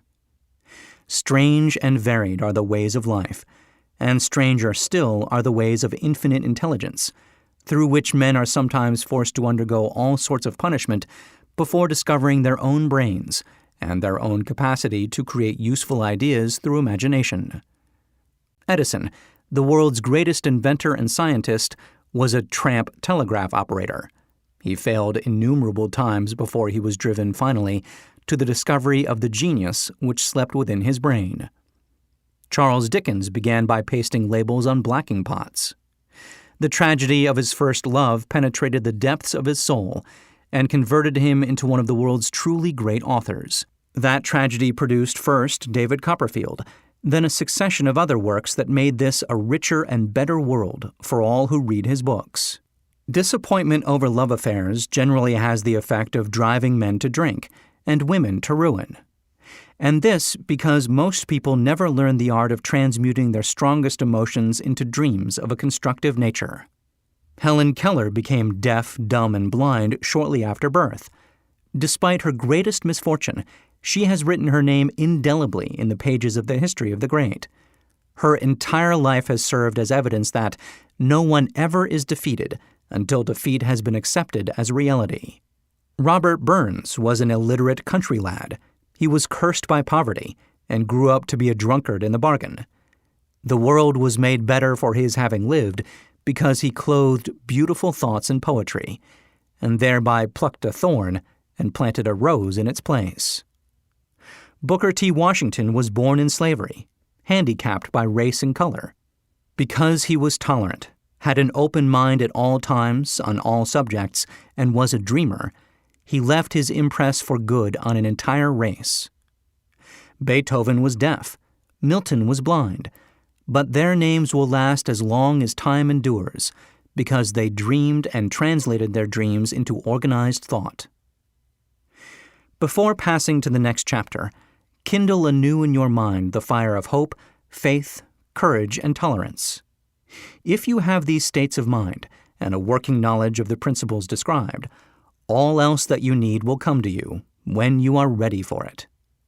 Let Emerson state the thought in these words: Every proverb, every book, every byword that belongs to thee for aid and comfort shall surely come home through open or winding passages. Every friend whom not thy fantastic will, but the great and tender soul in thee craveth, shall lock thee in his embrace. There is a difference between wishing for a thing and being ready to receive it. No one is ready for a thing until he believes he can acquire it. The state of mind must be belief, not mere hope or wish. Open-mindedness is essential for belief. Closed minds do not inspire faith, courage, and belief. Remember, no more effort is required to aim high in life, to demand abundance and prosperity, than is required to accept misery and poverty. A great poet has correctly stated this universal truth through these lines. I bargained with life for a penny, and life would pay no more, however I begged at evening when I counted my scanty store. For life is a just employer, he gives you what you ask, but once you have set the wages, why you must bear the task. I worked for a menial's hire, only to learn dismayed that any wage I had asked of life, life would have willingly paid. Desire outwits Mother Nature. As a fitting climax to this chapter, I wish to introduce one of the most unusual persons I have ever known. I first saw him 24 years ago, a few minutes after he was born. He came into the world without any physical sign of ears, and the doctor admitted, when pressed for an opinion, that the child might be deaf and mute for life. I challenged the doctor's opinion. I had the right to do so. I was the child's father. I, too, reached a decision and rendered an opinion, but I expressed the opinion silently, in the secrecy of my own heart. I decided that my son would hear and speak. Nature could send me a child without ears, but nature could not induce me to accept the reality of the affliction. In my own mind, I knew that my son would hear and speak. How? I was sure there must be a way, and I knew I would find it. I thought of the words of the immortal Emerson. The whole course of things goes to teach us faith. We need only obey. There is guidance for each of us, and by lowly listening, we shall hear the right word. The right word? Desire. More than anything else, I desired that my son should not be a deaf-mute. From that desire I never receded, not for a second. Many years previously I had written, "Our only limitations are those we set up in our own minds." For the first time I wondered if that statement were true. Lying on the bed in front of me was a newly born child, without the natural equipment of hearing. Even though he might hear and speak, he was obviously disfigured for life. Surely this was a limitation which that child had not set up in his own mind. What could I do about it? Somehow I would find a way to transplant into that child's mind my own burning desire for ways and means of conveying sound to his brain without the aid of ears. As soon as the child was old enough to cooperate, I would fill his mind so completely with a burning desire to hear that nature would, by methods of her own, translate it into physical reality. All this thinking took place in my own mind, but I spoke of it to no one. Every day I renewed the pledge I had made to myself, not to accept a deaf-mute for a son. As he grew older and began to take notice of things around him, we observed that he had a slight degree of hearing. When he reached the age when children usually begin talking, he made no attempt to speak, but we could tell by his actions that he could hear certain sounds slightly. That was all I wanted to know. I was convinced that if he could hear even slightly, he might develop still greater hearing capacity. Then something happened which gave me hope. It came from an entirely unexpected source. We bought a Victrola. When the child heard the music for the first time, he went into ecstasies and promptly appropriated the machine. He soon showed a preference for certain records. Among them, It's a Long Way to Tipperary. On one occasion, he played that piece over and over for almost 2 hours, standing in front of the Victrola with his teeth clamped on the edge of the case. The significance of this self-formed habit of his did not become clear to us until years afterward, for we had never heard of the principle of bone conduction of sound at that time. Shortly after he appropriated the Victrola, I discovered that he could hear me quite clearly when I spoke with my lips touching his mastoid bone, or at the base of the brain. These discoveries placed in my possession the necessary media by which I began to translate into reality my burning desire to help my son develop hearing and speech. By that time, he was making stabs at speaking certain words. The outlook was far from encouraging, but desire backed by faith knows no such word as impossible. Having determined that he could hear the sound of my voice plainly, I began immediately to transfer to his mind the desire to hear and speak. I soon discovered that the child enjoyed bedtime stories, so I went to work, creating stories designed to develop in him self-reliance, imagination, and a keen desire to hear and to be normal. There was one story in particular, which I emphasized by giving it some new and dramatic coloring each time it was told. It was designed to plant in his mind the thought that his affliction was not a liability, but an asset of great value. Despite the fact that all the philosophy I had examined clearly indicated that every adversity brings with it the seed of an equivalent advantage, I must confess that I had not the slightest idea how this affliction could ever become an asset. However, I continued my practice of wrapping that philosophy in bedtime stories, hoping the time would come when he would find some plan by which his handicap could be made to serve some useful purpose. Reason told me plainly that there was no adequate compensation for the lack of ears and natural hearing equipment. Desire backed by faith pushed reason aside and inspired me to carry on.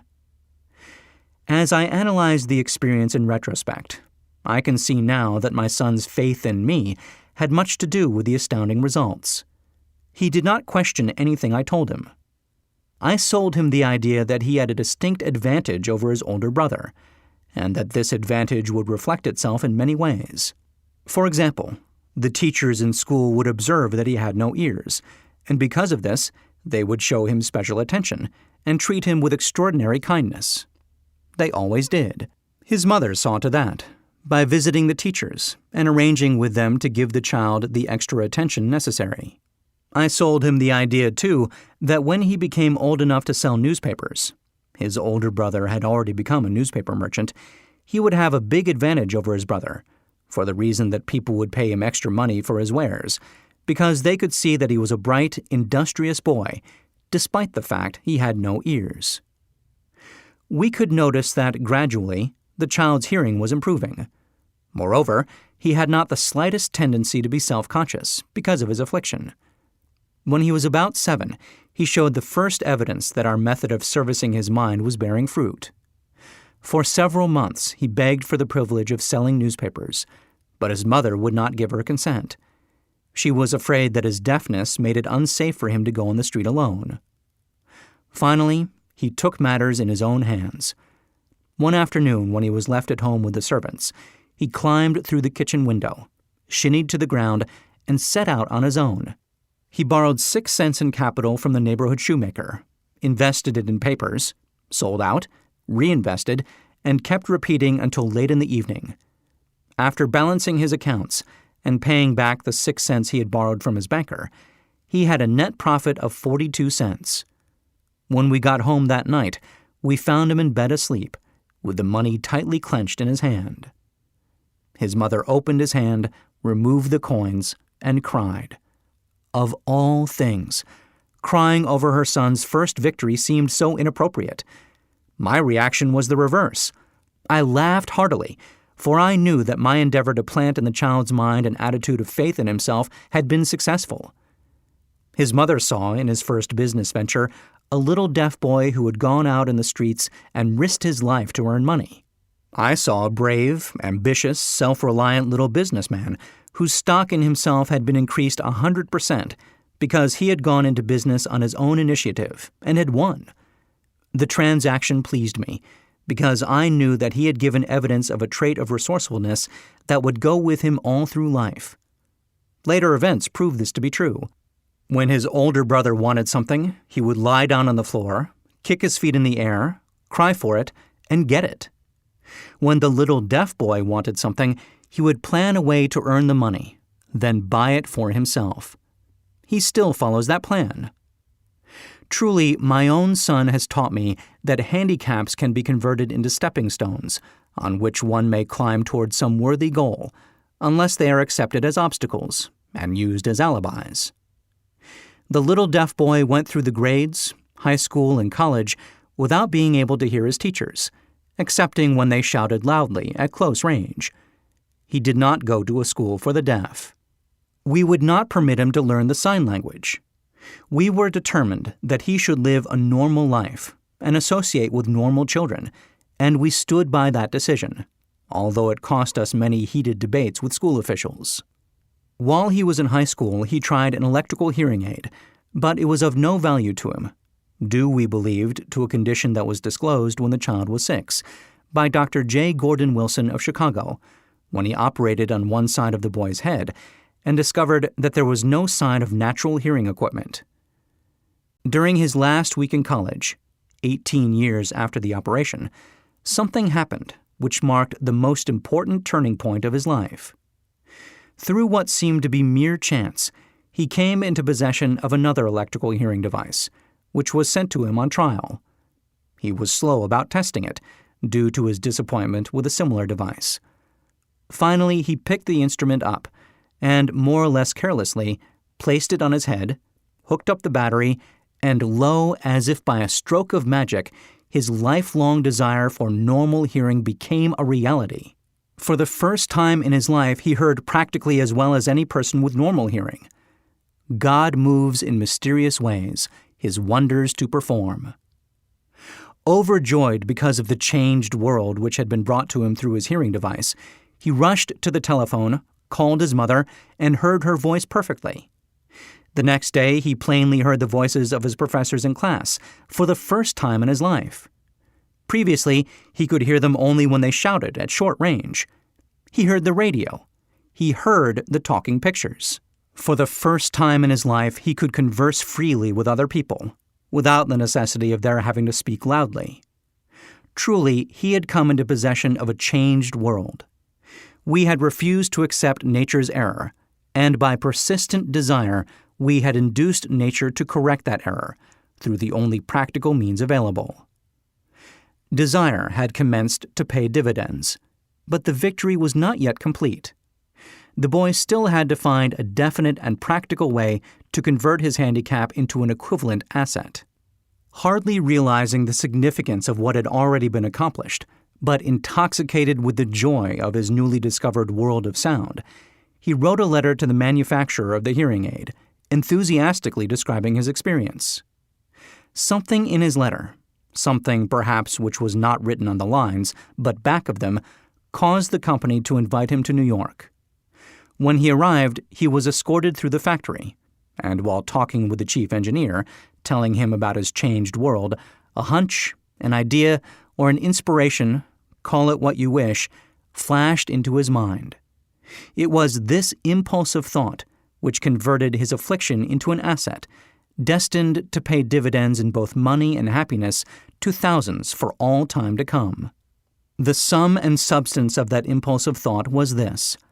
It occurred to him that he might be of help to the millions of deafened people who go through life without the benefit of hearing devices, if he could find a way to tell them the story of his changed world.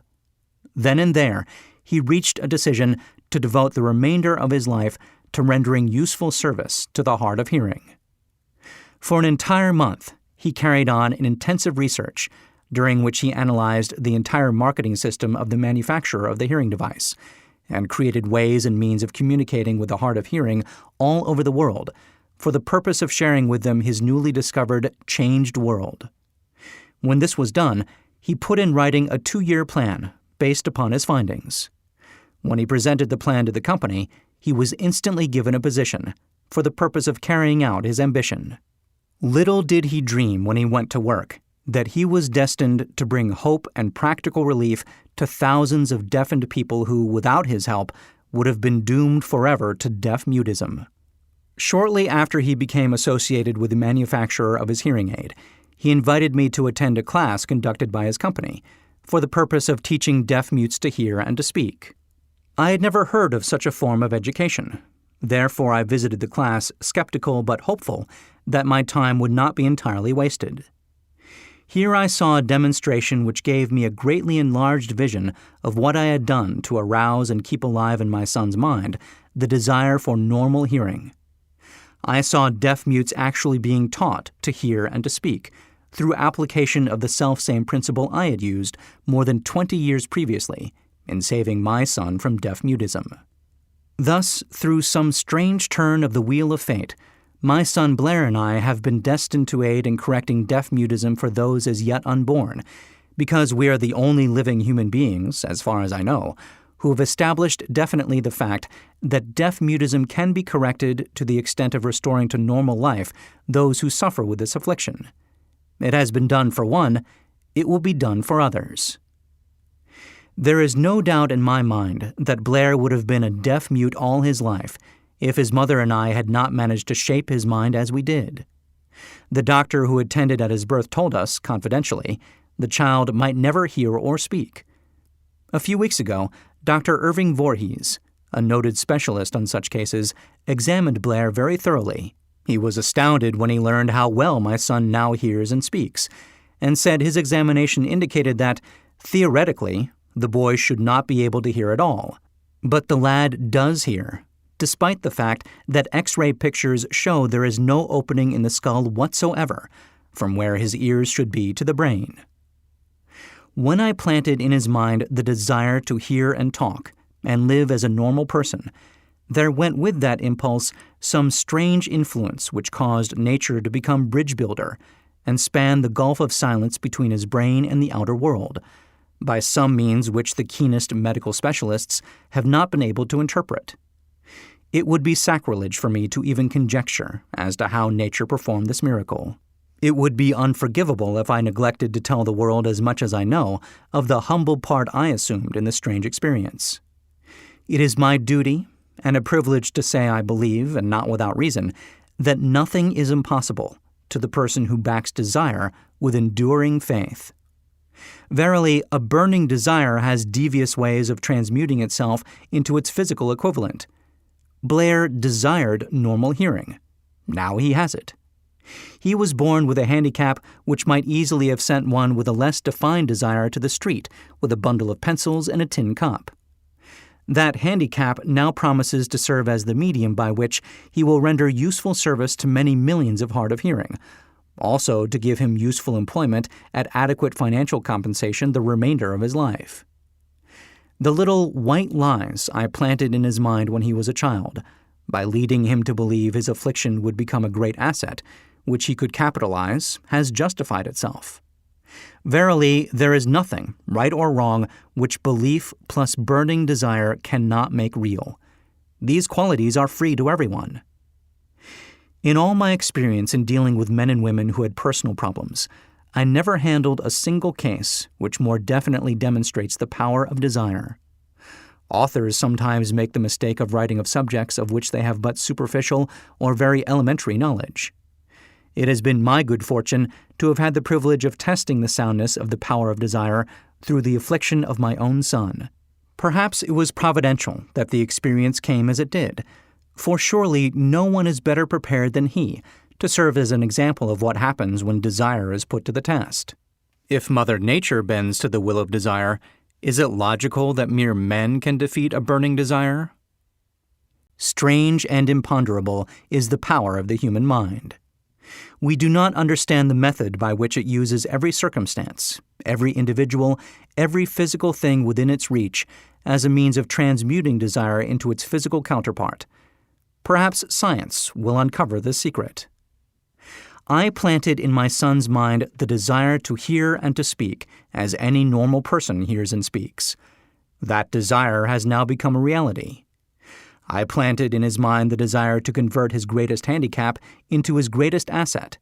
That desire has been realized.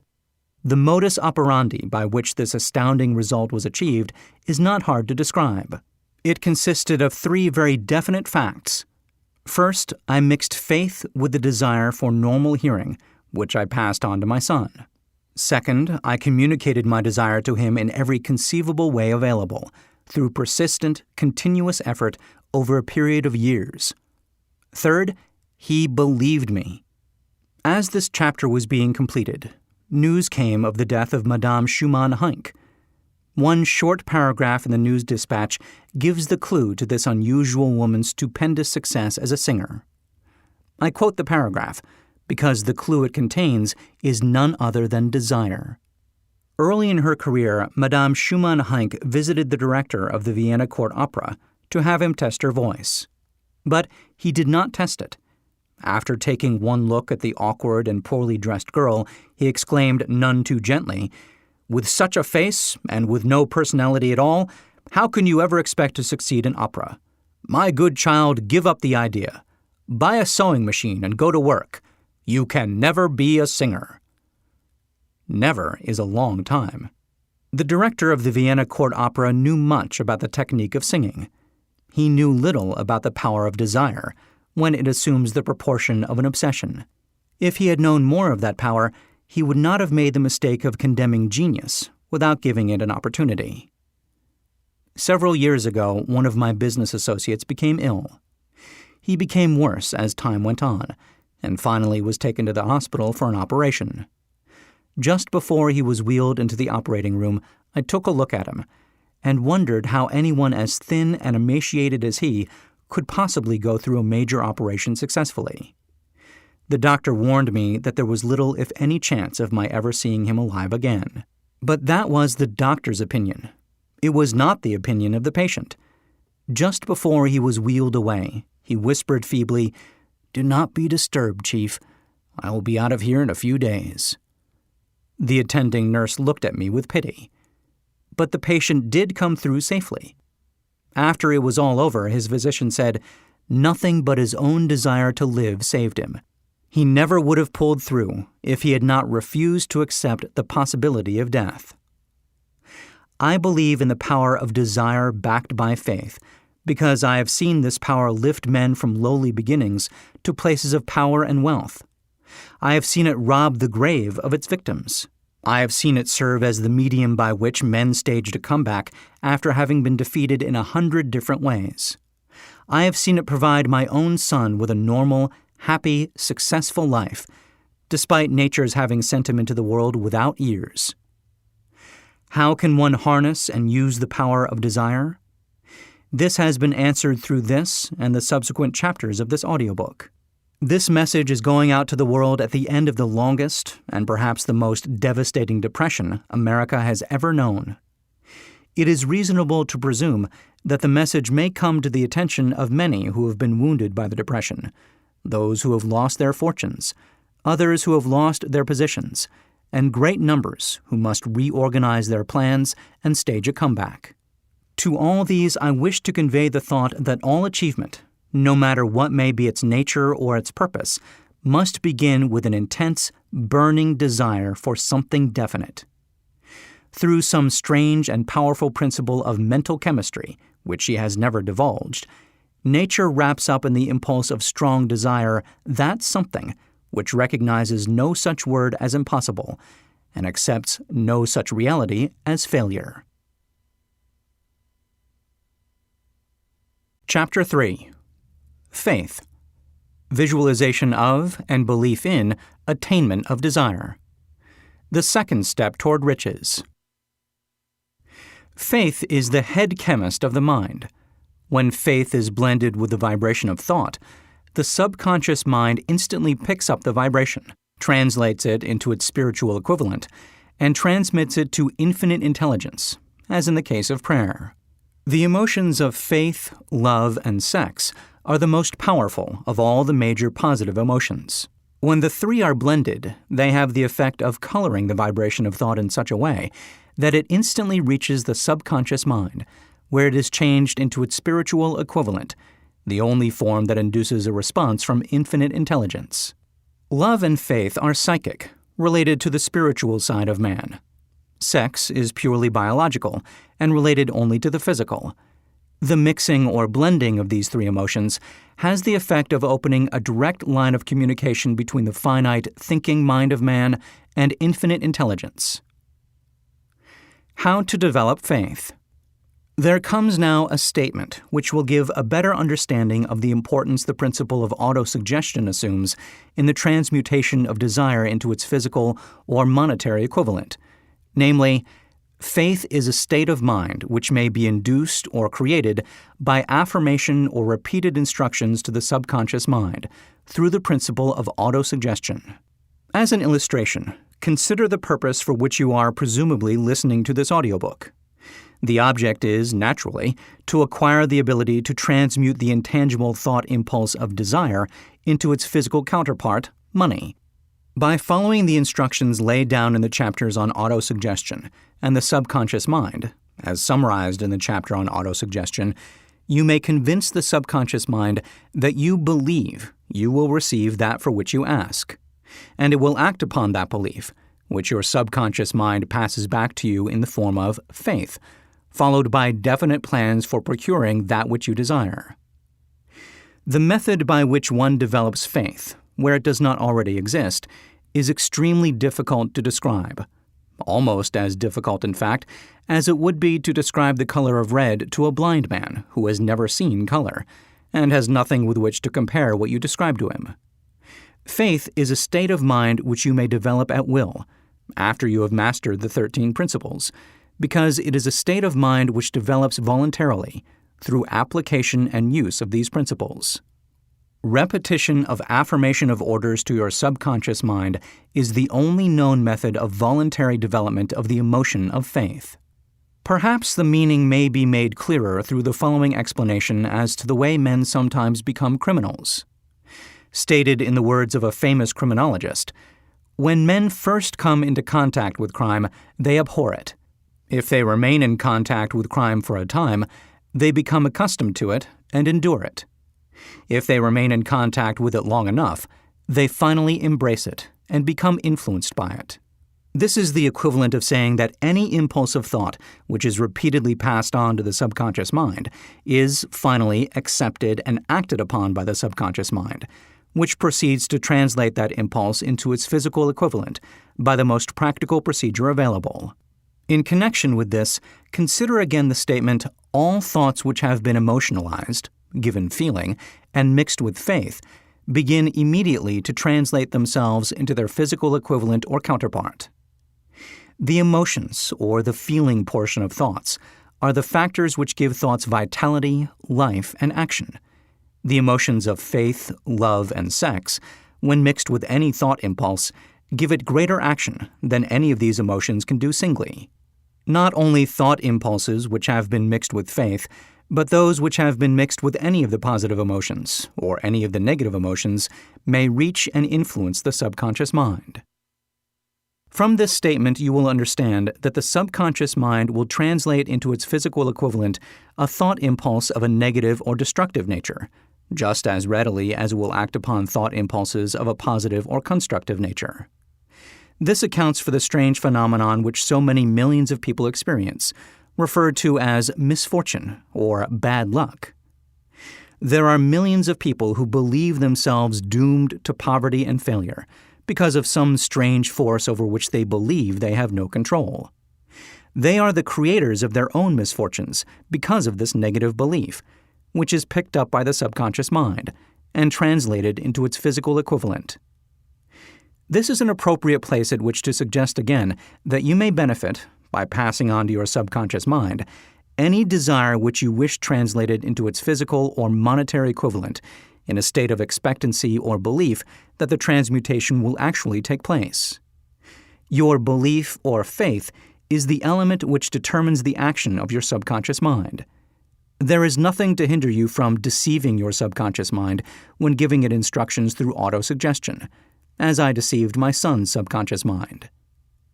To make this deceit more realistic, conduct yourself just as you would if you were already in possession of the material thing which you are demanding when you call upon your subconscious mind.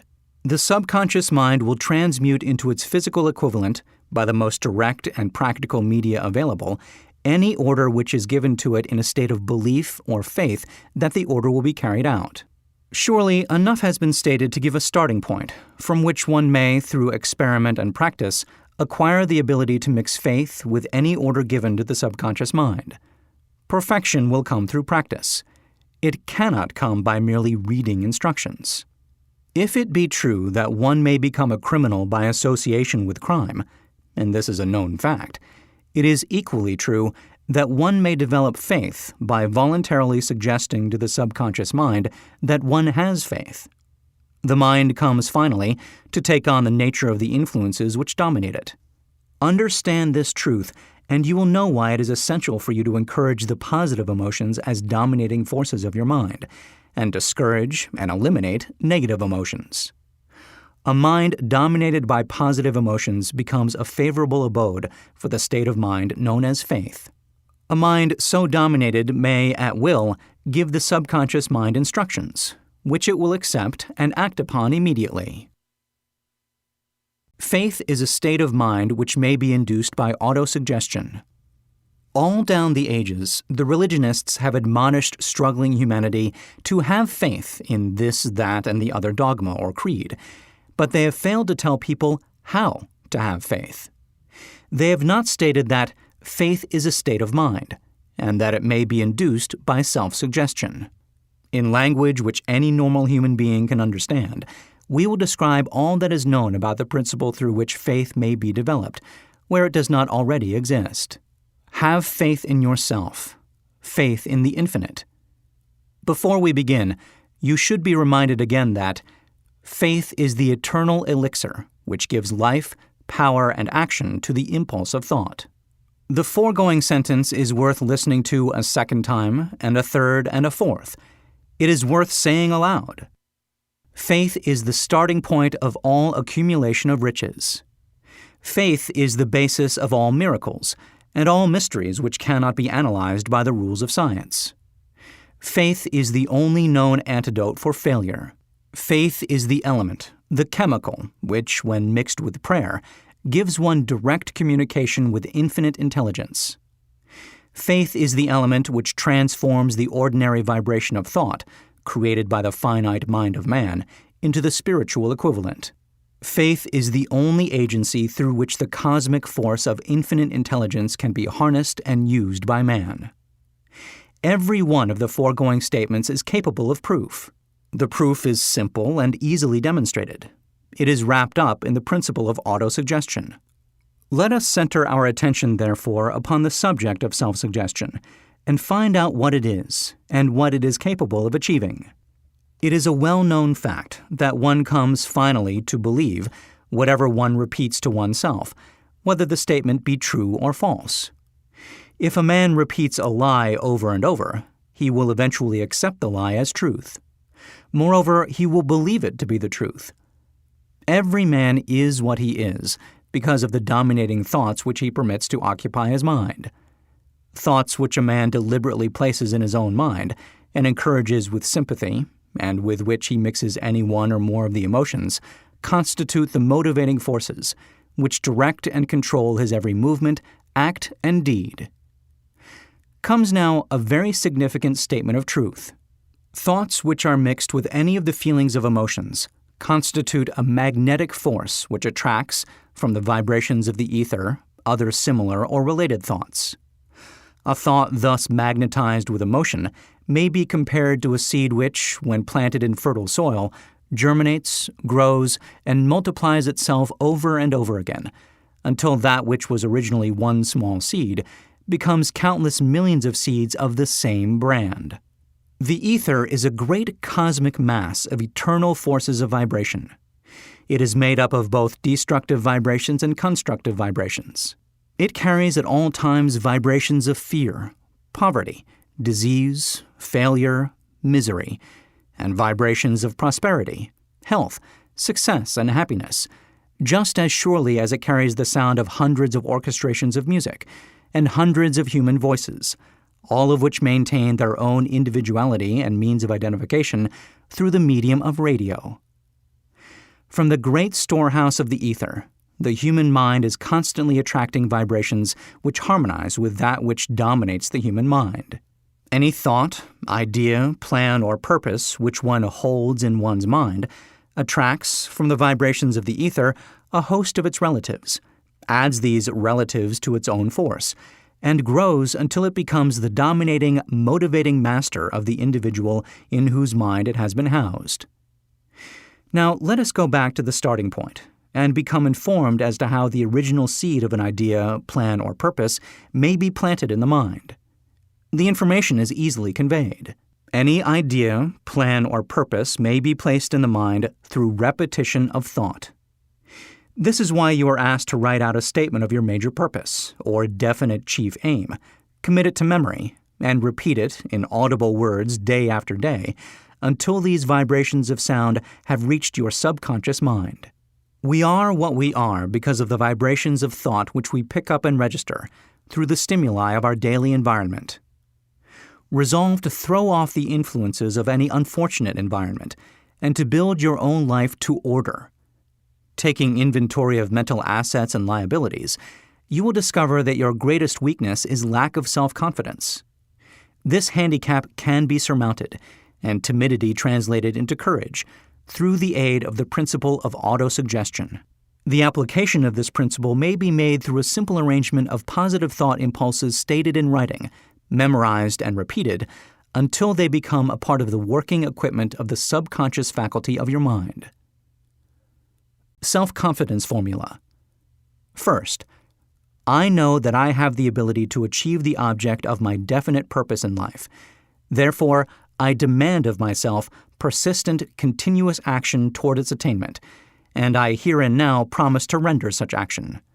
Second, I realize the dominating thoughts of my mind will eventually reproduce themselves in outward physical action, and gradually transform themselves into physical reality.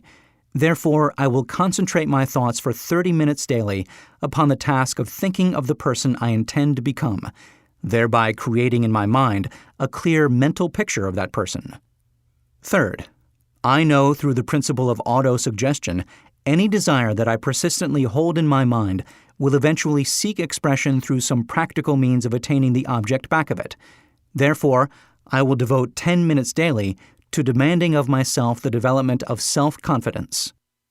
Fourth, I have clearly written down a description of my definite chief aim in life, and I will never stop trying until I shall have developed sufficient self-confidence for its attainment. Fifth, I fully realize that no wealth or position can long endure unless built upon truth and justice. Therefore, I will engage in no transaction which does not benefit all whom it affects. I will succeed by attracting to myself the forces I wish to use and the cooperation of other people. I will induce others to serve me because of my willingness to serve others.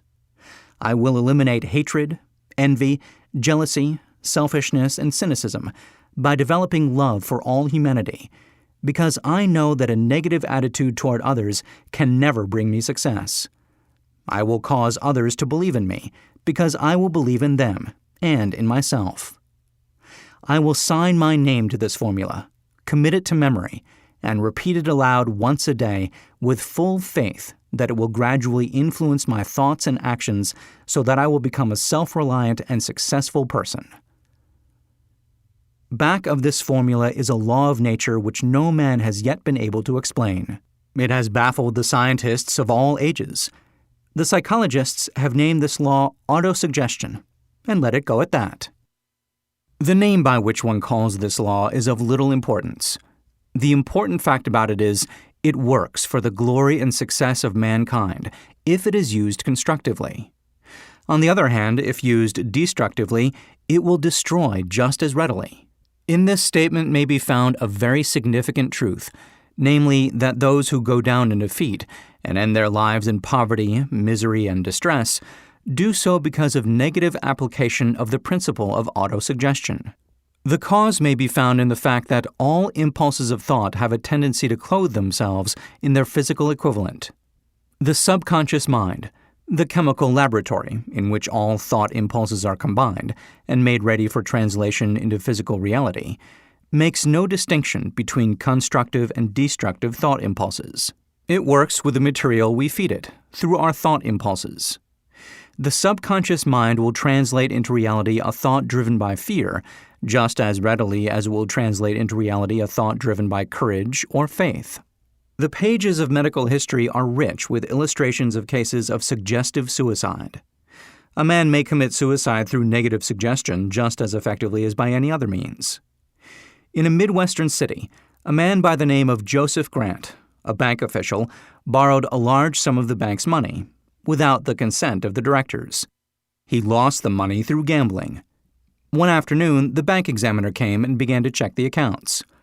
Grant left the bank, took a room in a local hotel, and when they found him 3 days later, he was lying in bed, wailing and moaning, repeating over and over these words, "My God, this will kill me. I cannot stand the disgrace."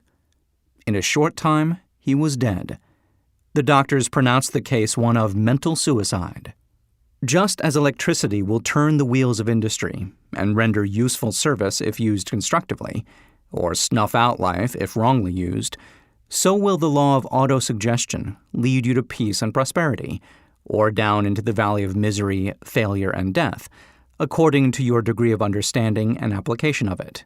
If you fill your mind with fear, doubt, and unbelief in your ability to connect with and use the forces of infinite intelligence, the law of autosuggestion will take this spirit of unbelief and use it as a pattern by which your subconscious mind will translate it into its physical equivalent. This statement is as true as the statement that 2 and 2 are 4. Like the wind which carries one ship east and another west, the law of autosuggestion will lift you up or pull you down, according to the way you set your sails of thought. The law of autosuggestion, through which any person may rise to altitudes of achievement which stagger the imagination, is well described in the following verse. If you think you are beaten, you are. If you think you dare not, you don't. If you like to win, but you think you can't, it is almost certain you won't. If you think you'll lose, you're lost. For out of the world we find, success begins with the fellow's will. It's all in the state of mind. If you think you are outclassed, you are. You've got to think high to rise.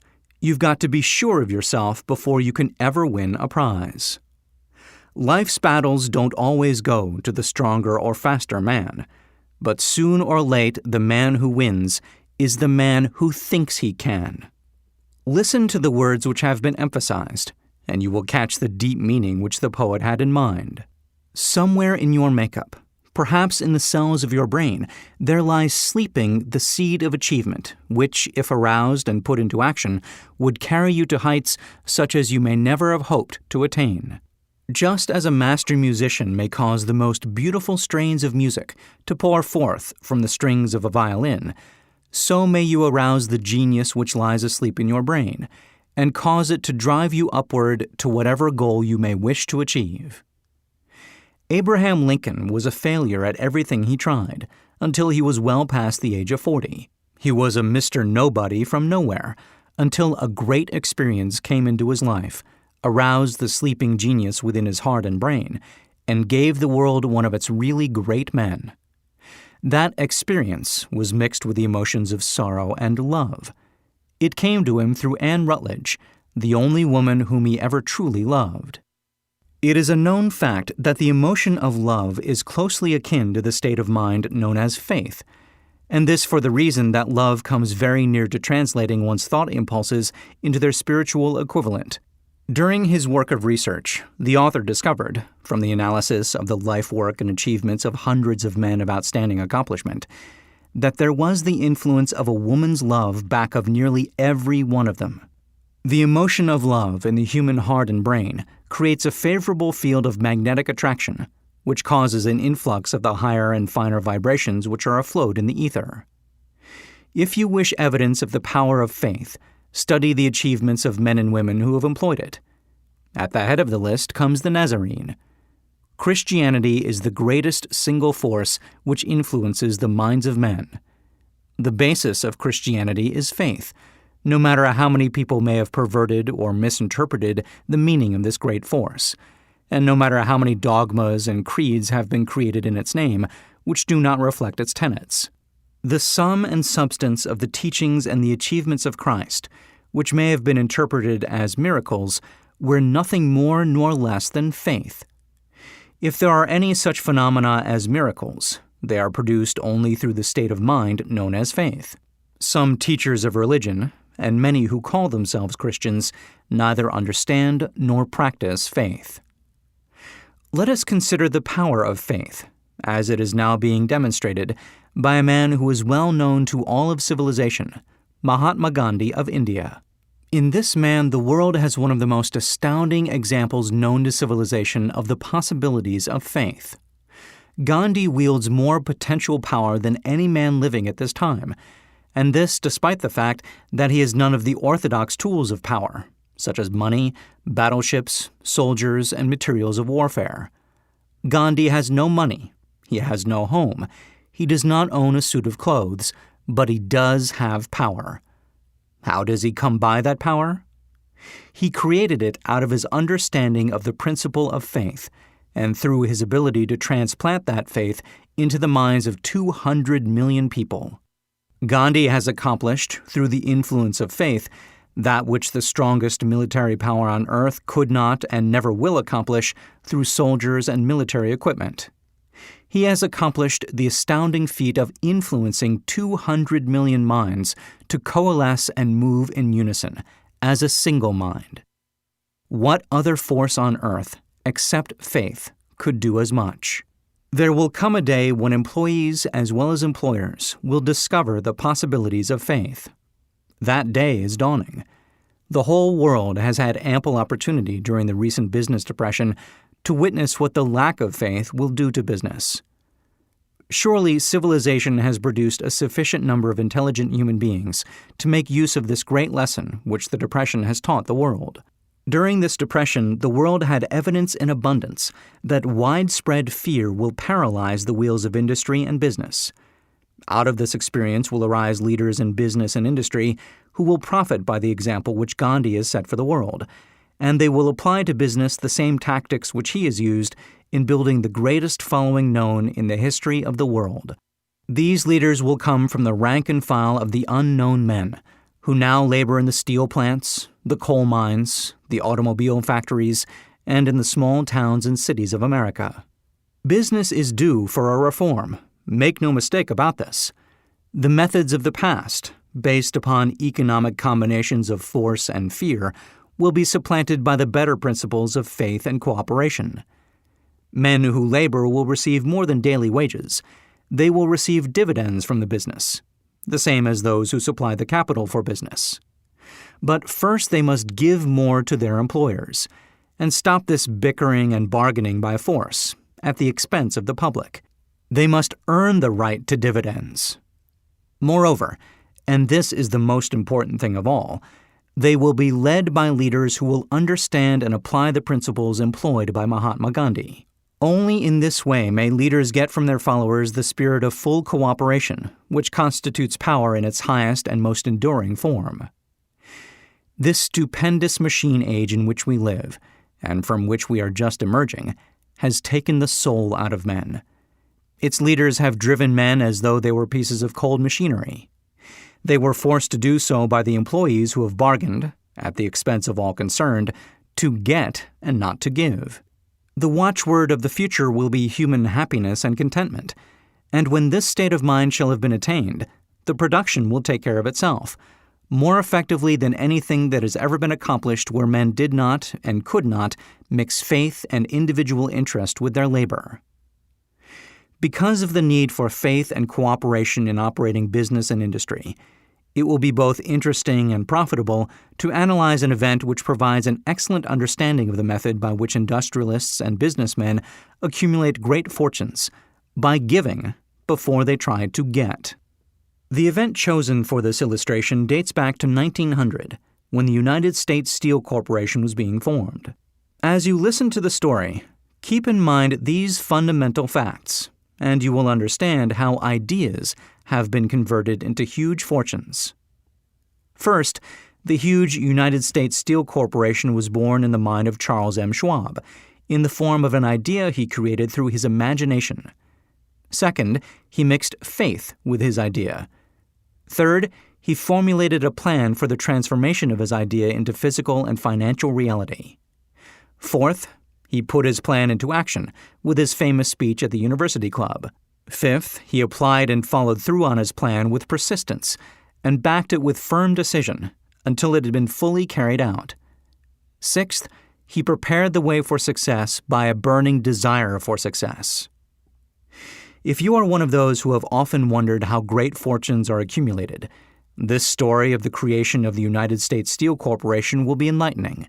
If you have any doubt that men can think and grow rich, this story should dispel that doubt, because you can plainly see in the story of the United States Steel the application of a major portion of the 13 principles described in this audiobook.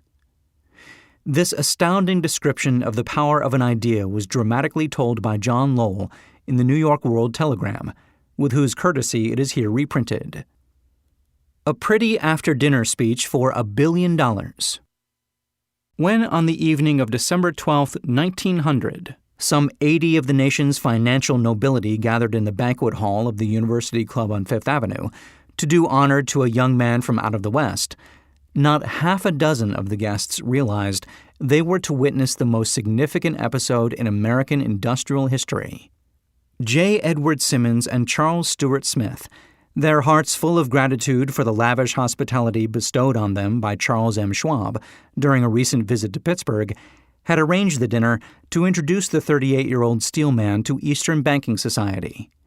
But they didn't expect him to stampede the convention. They warned him, in fact, that the bosoms within New York's stuffed shirts would not be responsive to oratory, and that if he didn't want to bore the Steelmans and Harrimans and Vanderbilts, he had better limit himself to 15 or 20 minutes of polite vaporings and let it go at that.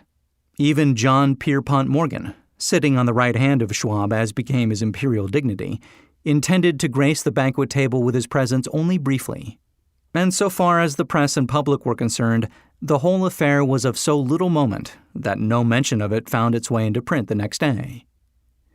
So the two hosts and their distinguished guests ate their way through the usual 7 or 8 courses. There was little conversation, and what there was of it was restrained. Few of the bankers and brokers had met Schwab, whose career had flowered along the banks of the Monongahela, and none knew him well. But before the evening was over, they, and with them Money Master Morgan, were to be swept off their feet, and $1 billion baby, the United States Steel Corporation, was to be conceived. It is perhaps unfortunate, for the sake of history, that no record of Charlie Schwab's speech at the dinner ever was made. He repeated some parts of it at a later date during a similar meeting of Chicago bankers. And still later, when the government brought suit to dissolve the Steel Trust, he gave his own version, from the witness stand, of the remarks that stimulated Morgan into a frenzy of financial activity. It is probable, however, that it was a homely speech, somewhat ungrammatical, for the niceties of language never bothered Schwab, full of epigram and threaded with wit. But aside from that, it had a galvanic force and effect upon the 5 billions of estimated capital that was represented by the diners. After it was over, and the gathering was still under its spell, although Schwab had talked for 90 minutes, Morgan led the orator to a recessed window, where, dangling their legs from the high, uncomfortable seat, they talked for an hour more.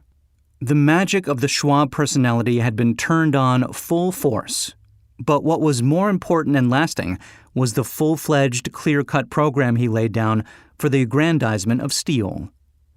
Many other men had tried to interest Morgan in slapping together a steel trust after the pattern of the biscuit, wire and hoop, sugar, rubber, whiskey, oil, or chewing gum combinations. John W. Gates, the gambler, had urged it, but Morgan distrusted him. The Moore boys, Bill and Jim, Chicago's stock jobbers who had glued together a match trust and a cracker corporation, had urged it and failed. Albert H. Gary, the sanctimonious country lawyer, wanted to foster it, but he wasn't big enough to be impressive. Until Schwab's eloquence took J.P. Morgan to the heights from which he could visualize the solid results of the most daring financial undertaking ever conceived, the project was regarded as a delirious dream of easy money crackpots. The financial magnetism that began a generation ago to attract thousands of small and sometimes inefficiently managed companies into large and competition-crushing combinations had become operative in the steel world through the devices of that jovial business pirate John W. Gates. Gates already had formed the American Steel and Wire Company out of a chain of small concerns, and together with Morgan had created the Federal Steel Company. The National Tube and American Bridge Companies were two more Morgan concerns, and the Moore brothers had forsaken the match and cookie business to form the American Group, Tin Plate, Steel Hoop, Sheet Steel, and the National Steel Company. But by the side of Andrew Carnegie's gigantic vertical trust, a trust owned and operated by 53 partners, those other combinations were picayune. They might combine to their heart's content, but the whole lot of them couldn't make a dent in the Carnegie organization, and Morgan knew it. The eccentric old Scot knew it too. From the magnificent heights of Skibo Castle he had viewed first with amusement and then with resentment the attempts of Morgan's smaller companies to cut into his business. When the attempts became too bold, Carnegie's temper was translated into anger and retaliation. He decided to duplicate every mill owned by his rivals. Hitherto, he hadn't been interested in wire, pipe, hoops, or sheet. Instead, he was content to sell such companies the raw steel and let them work it into whatever shape they wanted. Now, with Schwab as his chief and able lieutenant, he planned to drive his enemies to the wall. So it was that in the speech of Charles M. Schwab, Morgan saw the answer to his problem of combination. A trust without Carnegie, giant of them all, would be no trust at all. A plum pudding, as one writer said, without the plums. Schwab's speech on the night of December 12, 1900, undoubtedly carried the inference, though not the pledge, that the vast Carnegie enterprise could be brought under the Morgan tent. He talked of the world future for steel, of reorganization for efficiency, of specialization, of the scrapping of unsuccessful mills and concentration of effort on the flourishing properties, of economies in the ore traffic, of economies in overhead and administrative departments, of capturing foreign markets. More than that, he told the buccaneers among them wherein lay the errors of their customary piracy. Their purposes, he inferred, had been to create monopolies, raise prices, and pay themselves fat dividends out of privilege. Schwab condemned the system in his heartiest manner. The short-sightedness of such a policy, he told his hearers, lay in the fact that it restricted the market in an era when everything cried for expansion. By cheapening the cost of steel, he argued, an ever-expanding market would be created, more uses for steel would be devised, and a goodly portion of the world trade could be captured. Actually, though he did not know it, Schwab was an apostle of modern mass production. So the dinner at the University Club came to an end.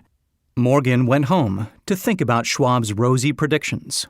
Schwab went back to Pittsburgh to run the steel business for wee Andrew Carnegie, while Gary and the rest went back to their stock tickers to fiddle around in anticipation of the next move. It was not long coming. It took Morgan about 1 week to digest the feast of reason Schwab had placed before him. When he had assured himself that no financial indigestion was to result, he sent for Schwab and found that young man rather coy. Mr. Carnegie, Schwab indicated, might not like it if he found his trusted company president had been flirting with the Emperor of Wall Street, the street upon which Carnegie was resolved never to tread.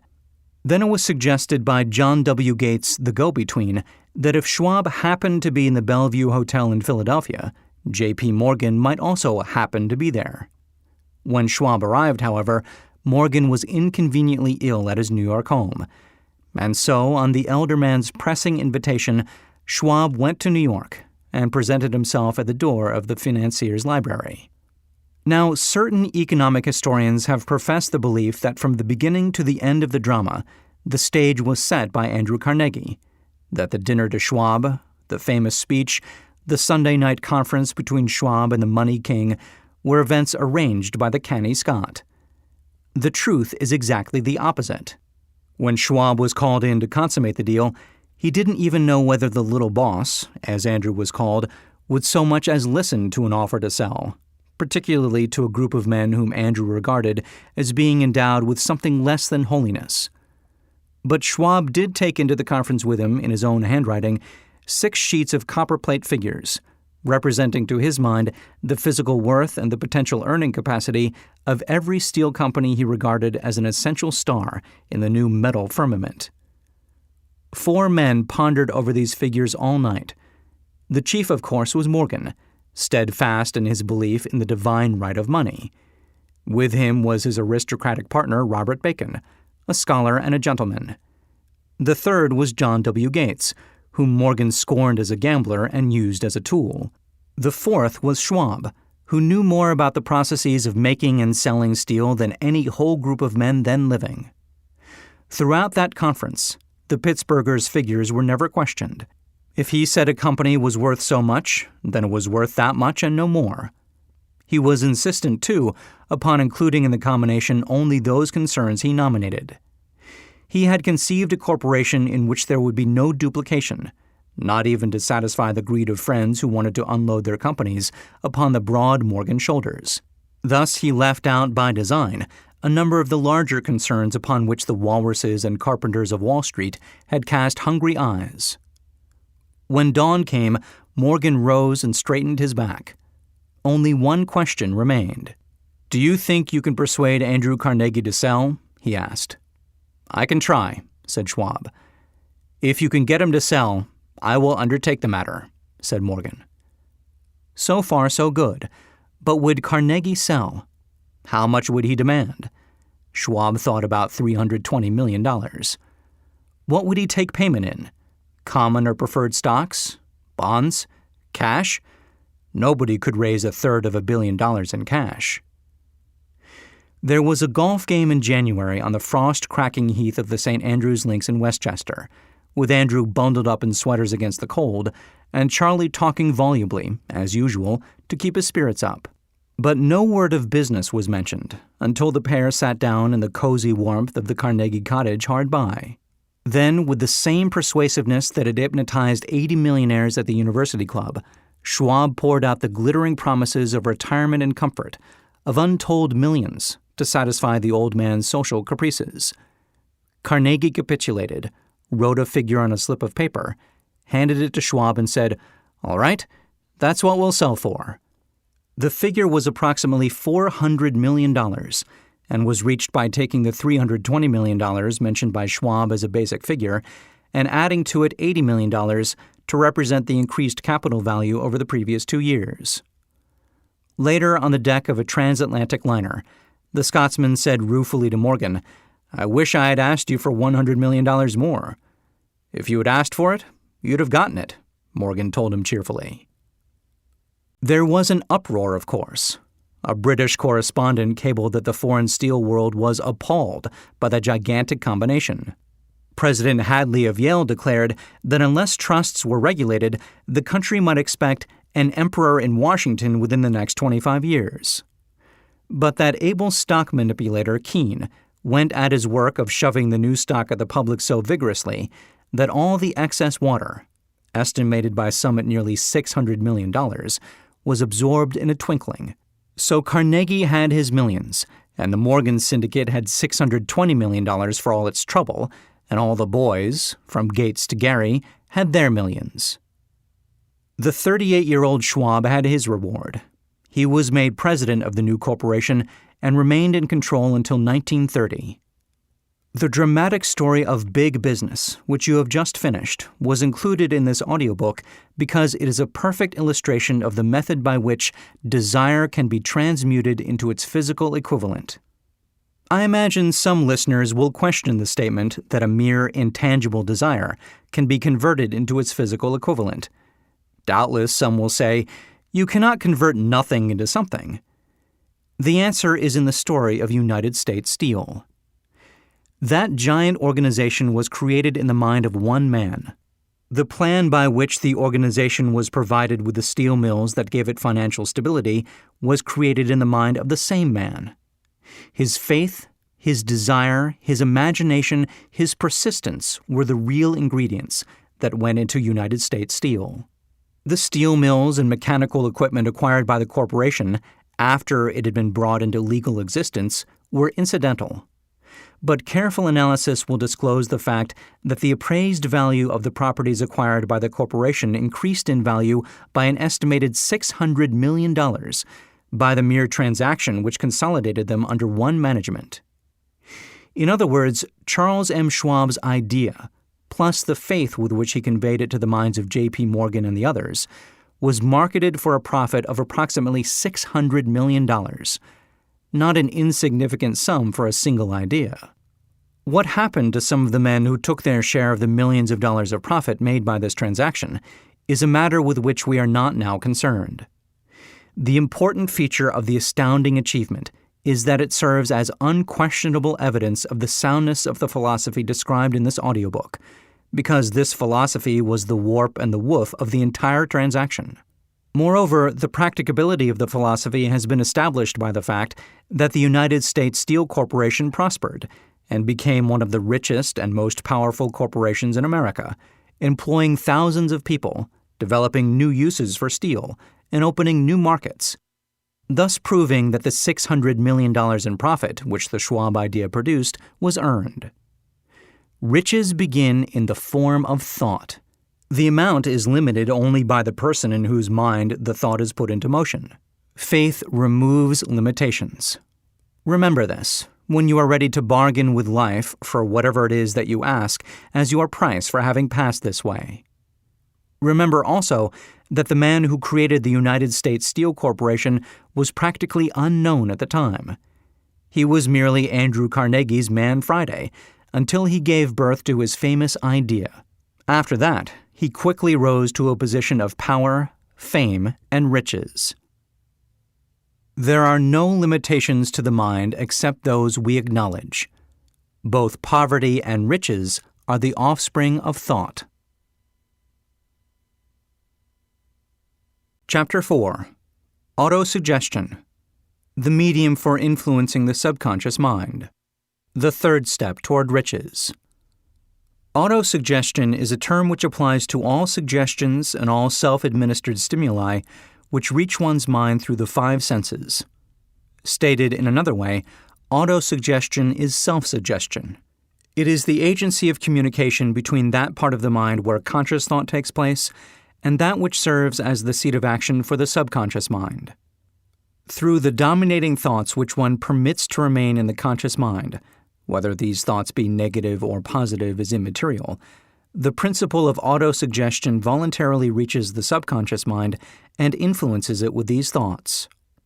No thought, whether it be negative or positive, can enter the subconscious mind without the aid of the principle of autosuggestion, with the exception of thoughts picked up from the ether. Stated differently, all sense impressions which are perceived through the five senses are stopped by the conscious thinking mind, and may be either passed on to the subconscious mind or rejected at will. The conscious faculty serves, therefore, as an outer guard to the approach of the subconscious. Nature has so built man that he has absolute control over the material which reaches his subconscious mind through his five senses, although this is not meant to be construed as a statement that man always exercises this control. In the great majority of instances, he does not exercise it, which explains why so many people go through life in poverty. Recall what has been said about the subconscious mind resembling a fertile garden spot in which weeds will grow in abundance if the seeds of more desirable crops are not sown therein. Autosuggestion is the agency of control through which an individual may voluntarily feed his subconscious mind on thoughts of a creative nature, or by neglect, permit thoughts of a destructive nature to find their way into this rich garden of the mind. You were instructed, in the last of the 6 steps described in the chapter on desire, to read aloud twice daily the written statement of your desire for money, and to see and feel yourself already in possession of the money. By following these instructions, you communicate the object of your desire directly to your subconscious mind in a spirit of absolute faith. Through repetition of this procedure, you voluntarily create thought habits which are favorable to your efforts to transmute desire into its monetary equivalent. Go back to these 6 steps described in Chapter 2 and listen to them again very carefully before you proceed further. Then, when you come to it, Listen very carefully to the 4 instructions for the organization of your mastermind group, described in the chapter on organized planning. By comparing these 2 sets of instructions with that which has been stated on autosuggestion, you of course will see that the instructions involve the application of the principle of autosuggestion.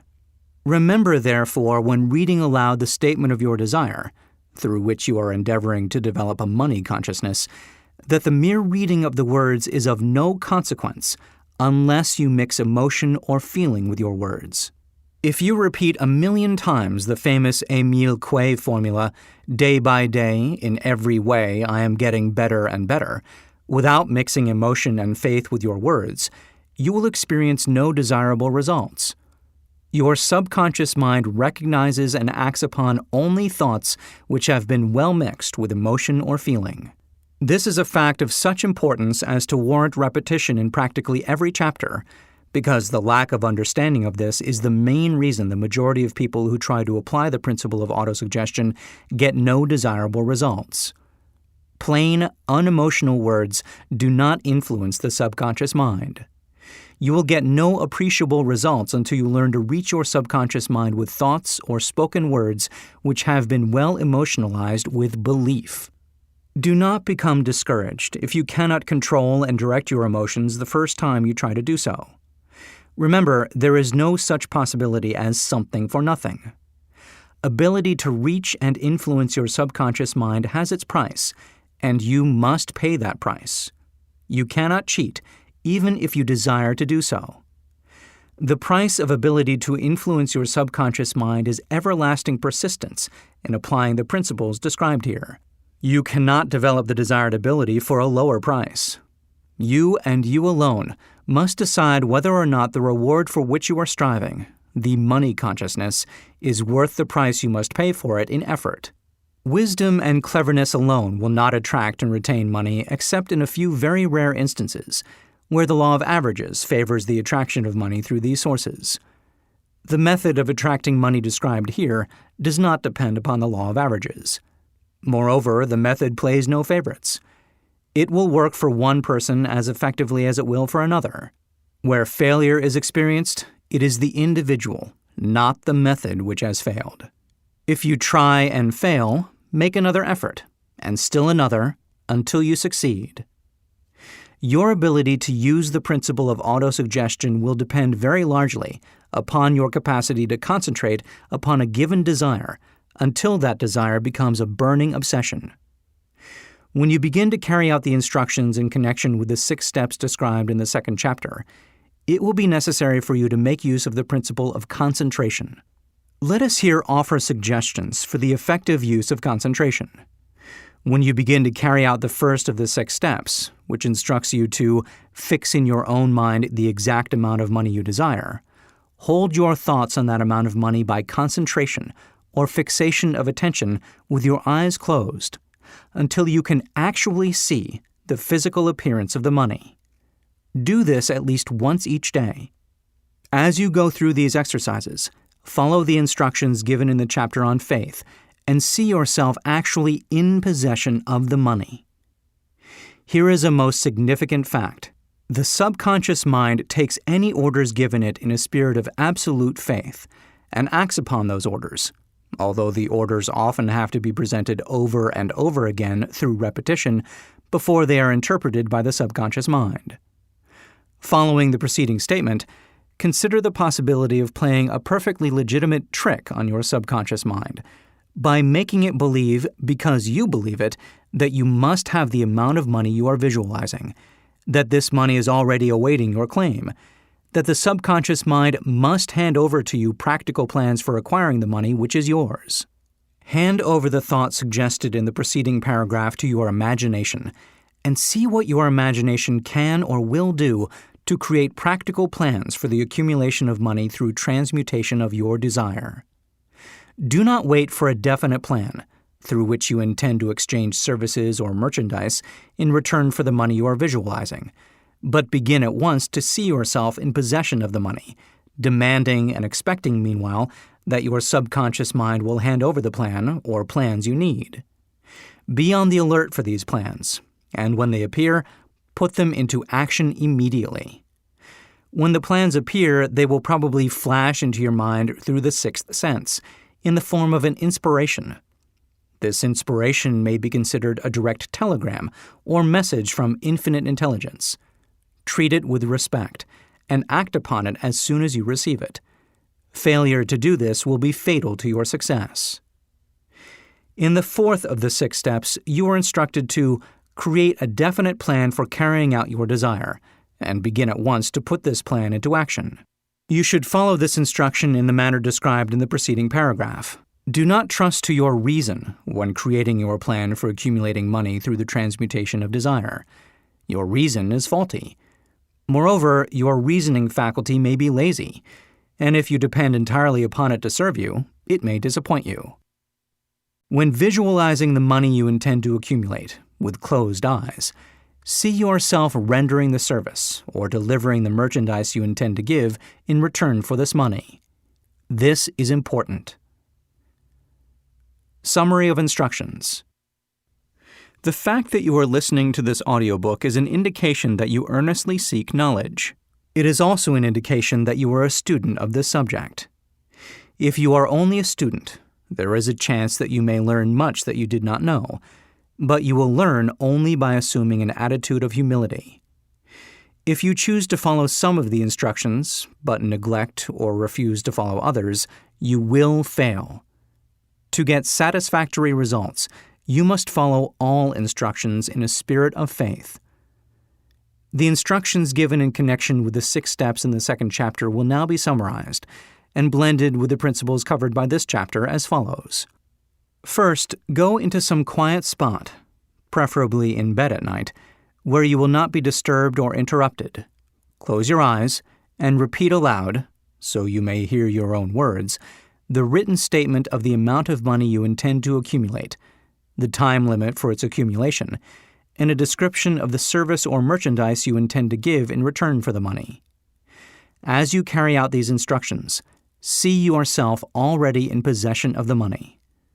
For example, suppose that you intend to accumulate $50,000 by the 1st of January 5 years hence, that you intend to give personal services in return for the money in the capacity of a salesman. Your written statement of your purpose should be similar to the following. By the 1st day of January 19 blank, I will have in my possession $50,000, which will come to me in various amounts from time to time during the interim. In return for this money, I will give the most efficient service of which I am capable, rendering the fullest possible quantity and the best possible quality of service in the capacity of salesman of, describe the service or merchandise you intend to sell. I believe that I will have this money in my possession. My faith is so strong that I can now see this money before my eyes. I can touch it with my hands. It is now awaiting transfer to me at the time and in the proportion that I deliver the service I intend to render in return for it. I am awaiting a plan by which to accumulate this money, and I will follow that plan when it is received. Second, repeat this program night and morning until you can see, in your imagination, the money you intend to accumulate. Third, place a written copy of your statement where you can see it night and morning, and read it just before retiring and upon arising until it has been memorized. Remember as you carry out these instructions that you are applying the principle of autosuggestion for the purpose of giving orders to your subconscious mind. Remember also that your subconscious mind will act only upon instructions which are emotionalized and handed over to it with feeling. Faith is the strongest and most productive of the emotions. Follow the instructions given in the chapter on faith. These instructions may at first seem abstract. Do not let this disturb you. Follow the instructions, no matter how abstract or impractical they may at first appear to be. The time will soon come, if you do as you have been instructed, in spirit as well as in act, when a whole new universe of power will unfold to you. Skepticism in connection with all new ideas is characteristic of all human beings. But if you follow the instructions outlined, your skepticism will soon be replaced by belief, and this in turn will soon become crystallized into absolute faith. Then you will have arrived at the point where you may truly say, I am the master of my fate, I am the captain of my soul. Many philosophers have made the statement that man is the master of his own earthly destiny, but most of them have failed to say why he is the master. The reason that man may be the master of his own earthly status, and especially his financial status, is thoroughly explained in this chapter. Man may become the master of himself and of his environment because he has the power to influence his own subconscious mind, and through it gain the cooperation of infinite intelligence. You are now listening to the chapter which represents the keystone to the arch of this philosophy. The instructions contained in this chapter must be understood and applied with persistence if you succeed in transmuting desire into money. The actual performance of transmuting desire into money involves the use of autosuggestion as an agency by which one may reach and influence the subconscious mind. The other principles are simply tools with which to apply autosuggestion. Keep this thought in mind, and you will at all times be conscious of the important part the principle of autosuggestion is to play in your efforts to accumulate money through the methods described in this audiobook. Carry out these instructions as though you were a small child. Inject into your efforts something of the faith of a child. The author has been most careful to see that no impractical instructions were included because of his sincere desire to be helpful. After you have listened to the entire audiobook, come back to this chapter and follow in spirit and in action this instruction. Listen to the entire chapter aloud once every night until you become thoroughly convinced that the principle of autosuggestion is sound, that it will accomplish for you all that has been claimed for it. As you listen, pay close attention to every sentence which impresses you favorably. Follow the foregoing instruction to the letter, and it will open the way for a complete understanding and mastery of the principles of success.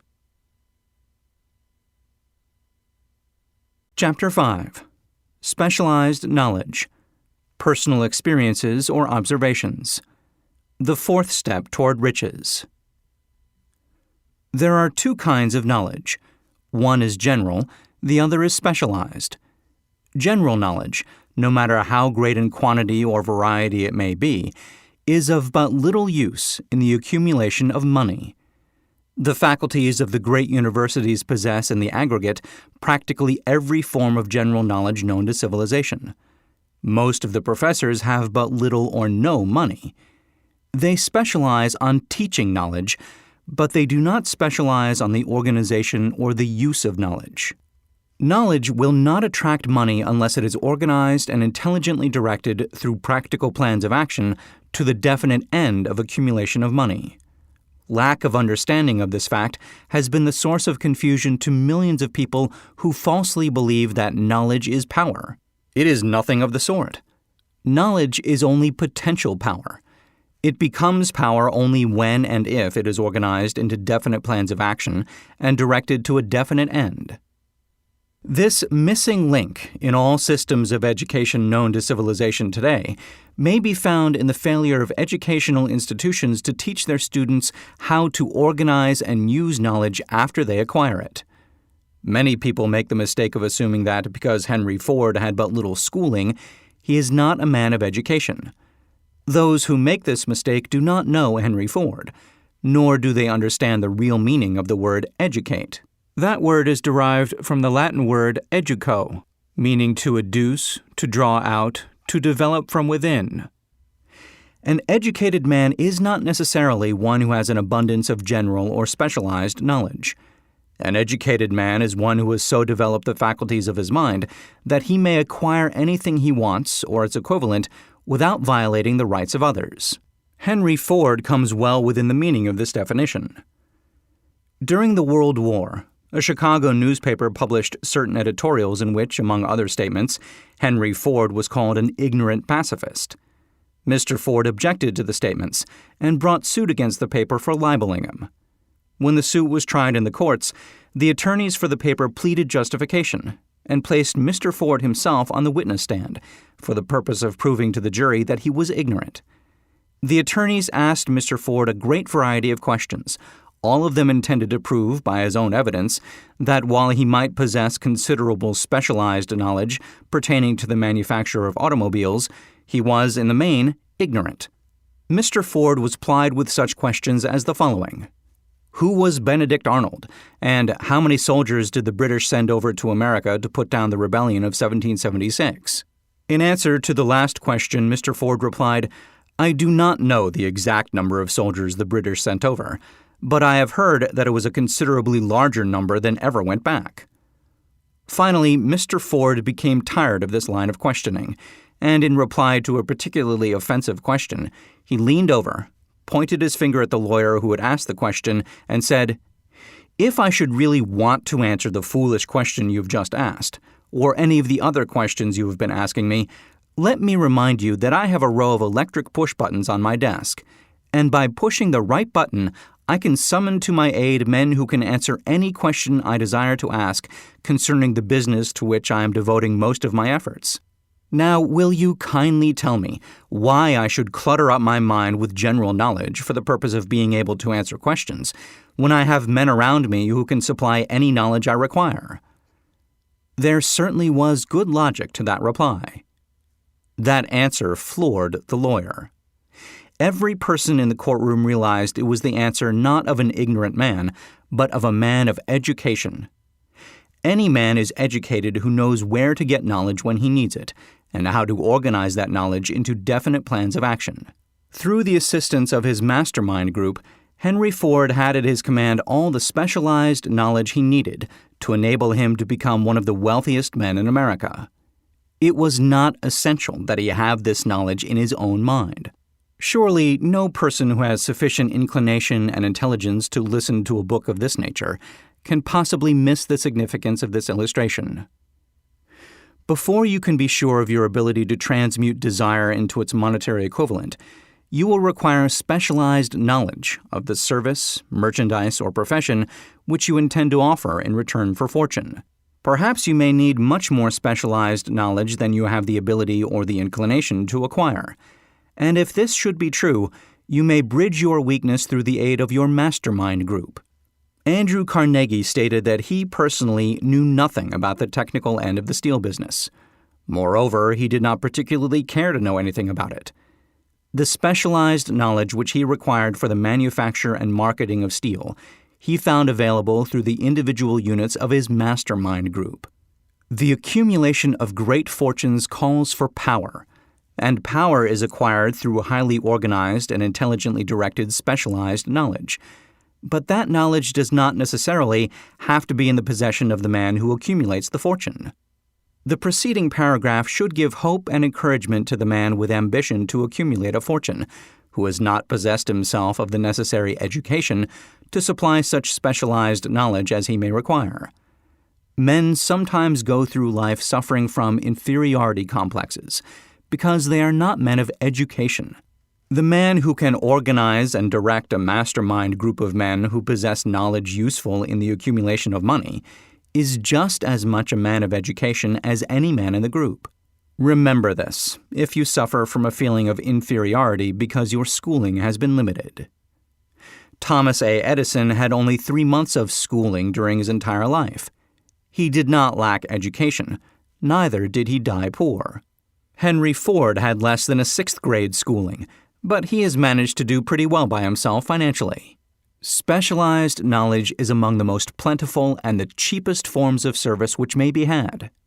If you doubt this, consult the payroll of any university. It pays to know how to purchase knowledge. First of all, decide the sort of specialized knowledge you require and the purpose for which it is needed. To a large extent, your major purpose in life, the goal toward which you are working, will help determine what knowledge you need. With this question settled, your next move requires that you have accurate information concerning dependable sources of knowledge. The more important of these are A. One's own experience in education, B. Experience in education available through cooperation of others, mastermind alliance, C. Colleges and universities, D. Public libraries, through books and periodicals in which may be found all the knowledge organized by civilization, E. Special training courses, through night schools and home study schools in particular. As knowledge is acquired, it must be organized and put into use for a definite purpose through practical plans. Knowledge has no value except that which can be gained from its application toward some worthy end. This is one reason why college degrees are not valued more highly. They represent nothing but miscellaneous knowledge. If you contemplate taking additional schooling, first determine the purpose for which you want the knowledge you are seeking. Then learn where this particular sort of knowledge can be obtained from reliable sources. Successful men in all callings never stop acquiring specialized knowledge related to their major purpose, business, or profession. Those who are not successful usually make the mistake of believing that the knowledge acquiring period ends when one finishes school. The truth is that schooling does but little more than to put one in the way of learning how to acquire practical knowledge. With this changed world, which began at the end of the economic collapse, came also astounding changes in educational requirements. The order of the day is specialization. This truth was emphasized by Robert P. Moore, Secretary of Appointments to Columbia University. Specialists most sought. Particularly sought after by employing companies are candidates who have specialized in some field. Business school graduates with training in accounting and statistics, engineers of all varieties, journalists, architects, chemists, and also outstanding leaders and activity men of the senior class. The man who has been active on the campus, whose personality is such that he gets along with all kinds of people, and who has done an adequate job with his studies, has a most decided edge over the strictly academic student. Some of these, because of their all-around qualifications, have received several offers of positions, a few of them as many as 6. In departing from the conception that the straight-A student was invariably the one to get the choice of the better jobs, Mr. Moore said that most companies look not only to academic records, but to activity records and personalities of the students. One of the largest industrial companies, the leader in its field, in writing to Mr. Moore concerning prospective seniors at the college, said, "We are interested primarily in finding men who can make exceptional progress in management work. For this reason, we emphasize qualities of character, intelligence, and personality far more than specific educational background." Apprenticeship proposed. Proposing a system of apprenticing students in offices, stores, and industrial occupations during the summer vacation, Mr. Moore asserts that after the first 2 or 3 years of college, every student should be asked to choose a definite future course and to call a halt if he has been merely pleasantly drifting without purpose through an unspecialized academic curriculum. Colleges and universities must face the practical consideration that all professions and occupations now demand specialists, he said, urging that educational institutions accept more direct responsibility for vocational guidance. One of the most reliable and practical sources of knowledge available to those who need specialized schooling is the night schools, operated in most large cities. The correspondence schools give specialized training anywhere the U.S. mails go, on all subjects that can be taught by the extension method. One advantage of home study training is the flexibility of the study program, which permits one to study during spare time. Another stupendous advantage of home study training, if the school is carefully chosen, is the fact that most courses offered by home study schools carry with them generous privileges of consultation, which can be of priceless value to those needing specialized knowledge. No matter where you live, you can share the benefits. Anything acquired without effort and without cost is generally unappreciated, often discredited. Perhaps this is why we get so little from our marvelous opportunity in public schools. The self-discipline one receives from a definite program of specialized study makes up to some extent for the wasted opportunity when knowledge was available without cost. Correspondence schools are highly organized business institutions. Their tuition fees are so low that they are forced to insist upon prompt payments. Being asked to pay, whether the student makes good grades or poor, has the effect of causing one to follow through with the course when he would otherwise drop it. The correspondence schools have not stressed this point sufficiently, for the truth is that their collection departments constitute the very finest sort of training on decision, promptness, action, and the habit of finishing that which one begins. I learned this from experience more than 25 years ago. I enrolled for a home study course in advertising. After completing 8 or 10 lessons, I stopped studying, but the school did not stop sending me bills. Moreover, it insisted upon payment, whether I kept up my studies or not. I decided that if I had to pay for the course, which I had legally obligated myself to do, I should complete the lessons and get my money's worth. I felt at the time that the collection system of the school was somewhat too well organized, but I learned later in life that it was a valuable part of my training for which no charge had been made. Being forced to pay, I went ahead and completed the course.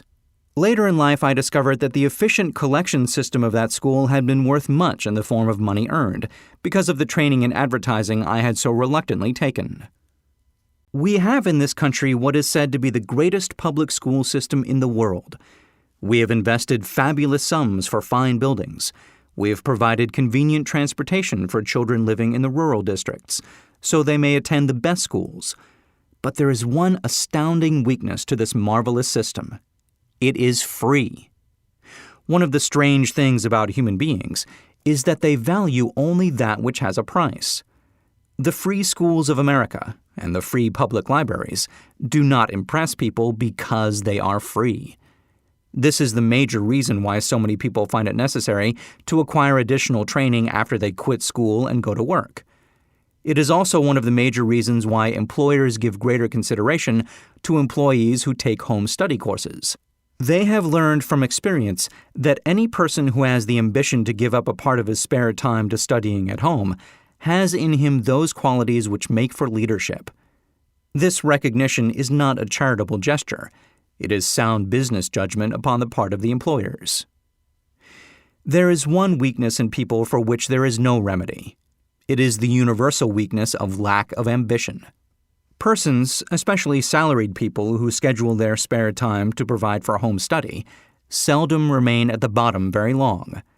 Their action opens the way for the upward climb, removes many obstacles from their path, and gains the friendly interest of those who have the power to put them in the way of opportunity. The home study method of training is especially suited to the needs of employed people who find after leaving school that they must acquire additional specialized knowledge, but cannot spare the time to go back to school. The changed economic conditions prevailing since the Depression have made it necessary for thousands of people to find additional or new sources of income. For the majority of these, the solution to their problem may be found only by acquiring specialized knowledge. Many will be forced to change their occupations entirely. When a merchant finds that a certain line of merchandise is not selling, he usually supplants it with another that is in demand. The person whose business is that of marketing personal services must also be an efficient merchant. If his services do not bring adequate returns in one occupation, he must change to another, where broader opportunities are available. Stuart Austin Weir prepared himself as a construction engineer and followed this line of work until the Depression limited his market to where it did not give him the income he required. He took inventory of himself, decided to change his profession to law, went back to school, and took special courses by which he prepared himself as a corporation lawyer.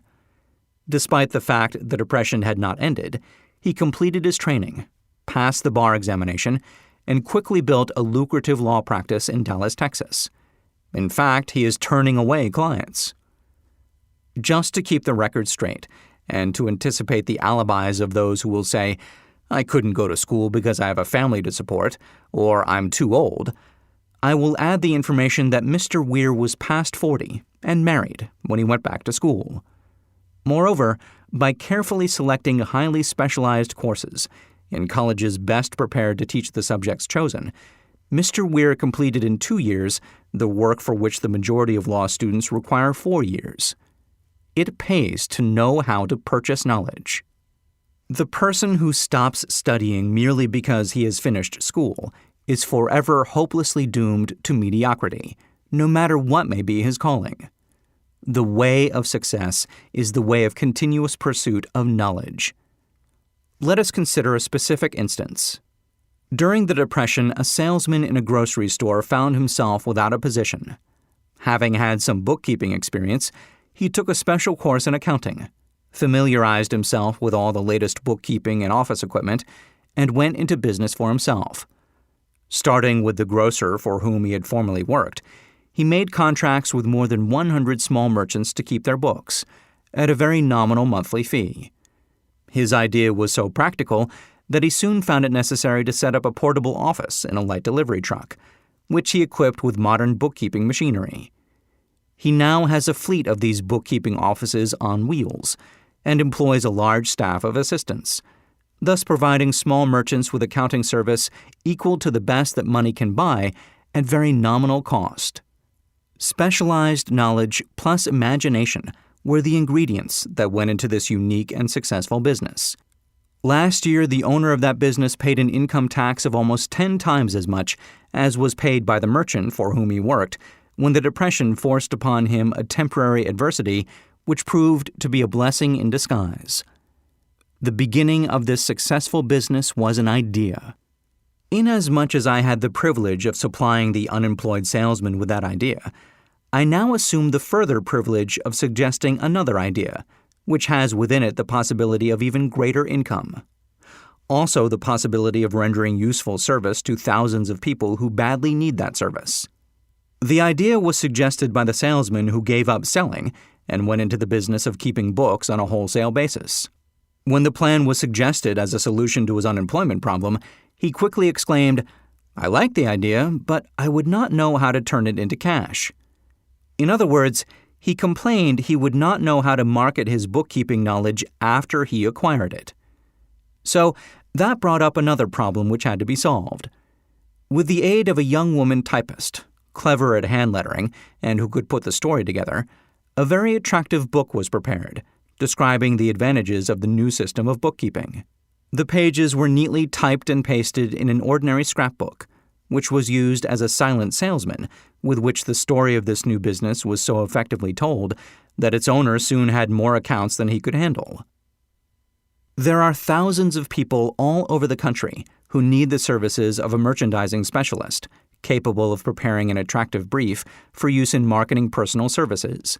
The aggregate annual income from such a service might easily exceed that received by the largest employment agency, and the benefits of the service might be made far greater to the purchaser than any to be obtained from an employment agency. The idea here described was born of necessity, to bridge an emergency which had to be covered, but it did not stop by merely serving one person. The woman who created the idea has a keen imagination. She saw in her newly born brainchild the making of a new profession, one that is destined to render valuable service to thousands of people who need practical guidance in marketing personal services. Spurred to action by the instantaneous success of her first prepared plan to market personal services, this energetic woman turned next to the solution of a similar problem for her son who had just finished college, but had been totally unable to find a market for his services. The plan she originated for his use was the finest specimen of merchandising of personal services I have ever seen. When the plan book had been completed, it contained nearly 50 pages of beautifully typed, properly organized information, telling the story of her son's native ability, schooling, personal experiences, and a great variety of other information too extensive for description. The plan book also contained a complete description of the position her son desired, together with a marvelous word picture of the exact plan he would use in filling the position. The preparation of the plan book required several weeks' labor, during which time its creator sent her son to the public library almost daily to procure data needed in selling his services to best advantage. She sent him also to all the competitors of his prospective employer and gathered from them vital information concerning their business methods, which was of great value in the formation of the plan he intended to use in filling the position he sought. When the plan had been finished, it contained more than half a dozen very fine suggestions for the use and benefit of the prospective employer. The suggestions were put into use by the company. One may be inclined to ask, why go to all this trouble to secure a job? The answer is straight to the point. Also, it is dramatic, because it deals with a subject which assumes the proportion of a tragedy with millions of men and women whose sole source of income is personal services. The answer is, doing a thing well never is trouble. The plan prepared by this woman for the benefit of her son helped him get the job for which he applied at the first interview, at a salary fixed by himself. Moreover, and this too is important, the position did not require the young man to start at the bottom. He began as a junior executive at an executive salary. Why go to all this trouble, do you ask? Well, for one thing, the planned presentation of this young man's application for a position clipped off no less than 10 years of time he would have required to get to where he began, had he started at the bottom and worked his way up. This idea of starting at the bottom and working one's way up may appear to be sound, but the major objection to it is this. Too many of those who begin at the bottom never manage to lift their heads high enough to be seen by opportunity, so they remain at the bottom. It should be remembered also that the outlook from the bottom is not so very bright or encouraging. It has a tendency to kill off ambition. We call it getting into a rut, which means that we accept our fate because we form the habit of daily routine, a habit that finally becomes so strong we cease to try to throw it off. And that is another reason why it pays to start 1 or 2 steps above the bottom. By so doing, one forms the habit of looking around, of observing how others get ahead, of seeing opportunity, and of embracing it without hesitation. Dan Halpin is a splendid example of what I mean. During his college days, he was manager of the famous 1930 national championship Notre Dame football team, when it was under the direction of the late Knute Rockne. Perhaps he was inspired by the great football coach to aim high and not mistake temporary defeat for failure, just as Andrew Carnegie, the great industrial leader, inspired his young business lieutenants to set high goals for themselves. At any rate, young Halpin finished college at a mighty unfavorable time, when the Depression had made jobs scarce. So after a fling at investment banking and motion pictures, he took the first opening with a potential future he could find, selling electrical hearing aids on a commission basis. Anyone could start in that sort of job, and Halpin knew it, but it was enough to open the door of opportunity to him. For almost 2 years, he continued in a job not to his liking, and he would never have risen above that job if he had not done something about his dissatisfaction. He aimed first at the job of assistant sales manager of his company, and got the job. That one step upward placed him high enough above the crowd to enable him to see still greater opportunity. Also, it placed him where opportunity could see him. He made such a fine record selling hearing aids that A.M. Andrews, chairman of the board of the Dictograph Products Company, a business competitor of the company for which Halpin worked, wanted to know something about that man Dan Halpin, who was taking big sales away from the long-established Dictograph Company. He sent for Halpin. When the interview was over, Halpin was the new sales manager in charge of the Acousticon division. Then, to test young Halpin's mettle, Mr. Andrews went away to Florida for 3 months, leaving him to sink or swim in his new job. He did not sink. Knute Rockne's spirit of all the world loves a winner and has no time for a loser inspired him to put so much into his job that he was recently elected vice president of the company and general manager of the Acousticon and Silent Radio division, a job which most men would be proud to earn through 10 years of loyal effort. Halpin turned the trick in little more than 6 months.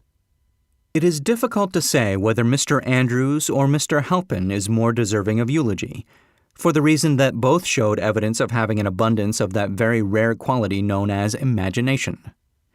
Mr. Andrews deserves credit for seeing in young Halpin a go-getter of the highest order. Halpin deserves credit for refusing to compromise with life by accepting and keeping a job he did not want. And that is one of the major points I am trying to emphasize through this entire philosophy, that we rise to high positions or remain at the bottom because of conditions we can control if we desire to control them. I am also trying to emphasize another point, namely that both success and failure are largely the results of habit.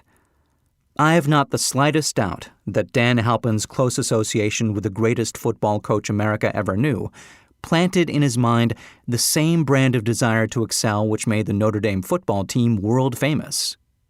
Truly, there is something to the idea that hero worship is helpful, provided one worships a winner. Halpin tells me that Rockne was one of the world's greatest leaders of men in all history.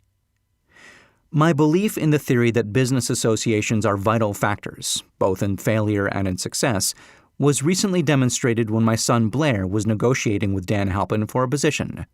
Mr. Halpin offered him a beginning salary of about one-half what he could have gotten from a rival company. I brought parental pressure to bear and induced him to accept the place with Mr. Halpin, because I believe that close association with one who refuses to compromise with circumstances he does not like is an asset that can never be measured in terms of money. The bottom is a monotonous, dreary, unprofitable place for any person. That is why I have taken the time to describe how lowly beginnings may be circumvented by proper planning. Also, that is why so much space has been devoted to a description of this new profession, created by a woman who was inspired to do a fine job of planning because she wanted her son to have a favorable break. With the changed conditions ushered in by the world economic collapse, came also the need for newer and better ways of marketing personal services. It is hard to determine why someone had not previously discovered this stupendous need, in view of the fact that more money changes hands in return for personal services than for any other purpose. The sum paid out monthly to people who work for wages and salaries is so huge that it runs into hundreds of millions, and the annual distribution amounts to billions. Perhaps some will find, in the idea here briefly described, the nucleus of the riches they desire. Ideas with much less merit have been the seedlings from which great fortunes have grown.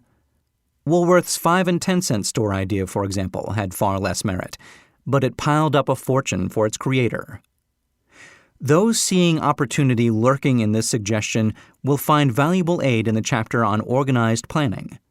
Incidentally, an efficient merchandiser of personal services would find a growing demand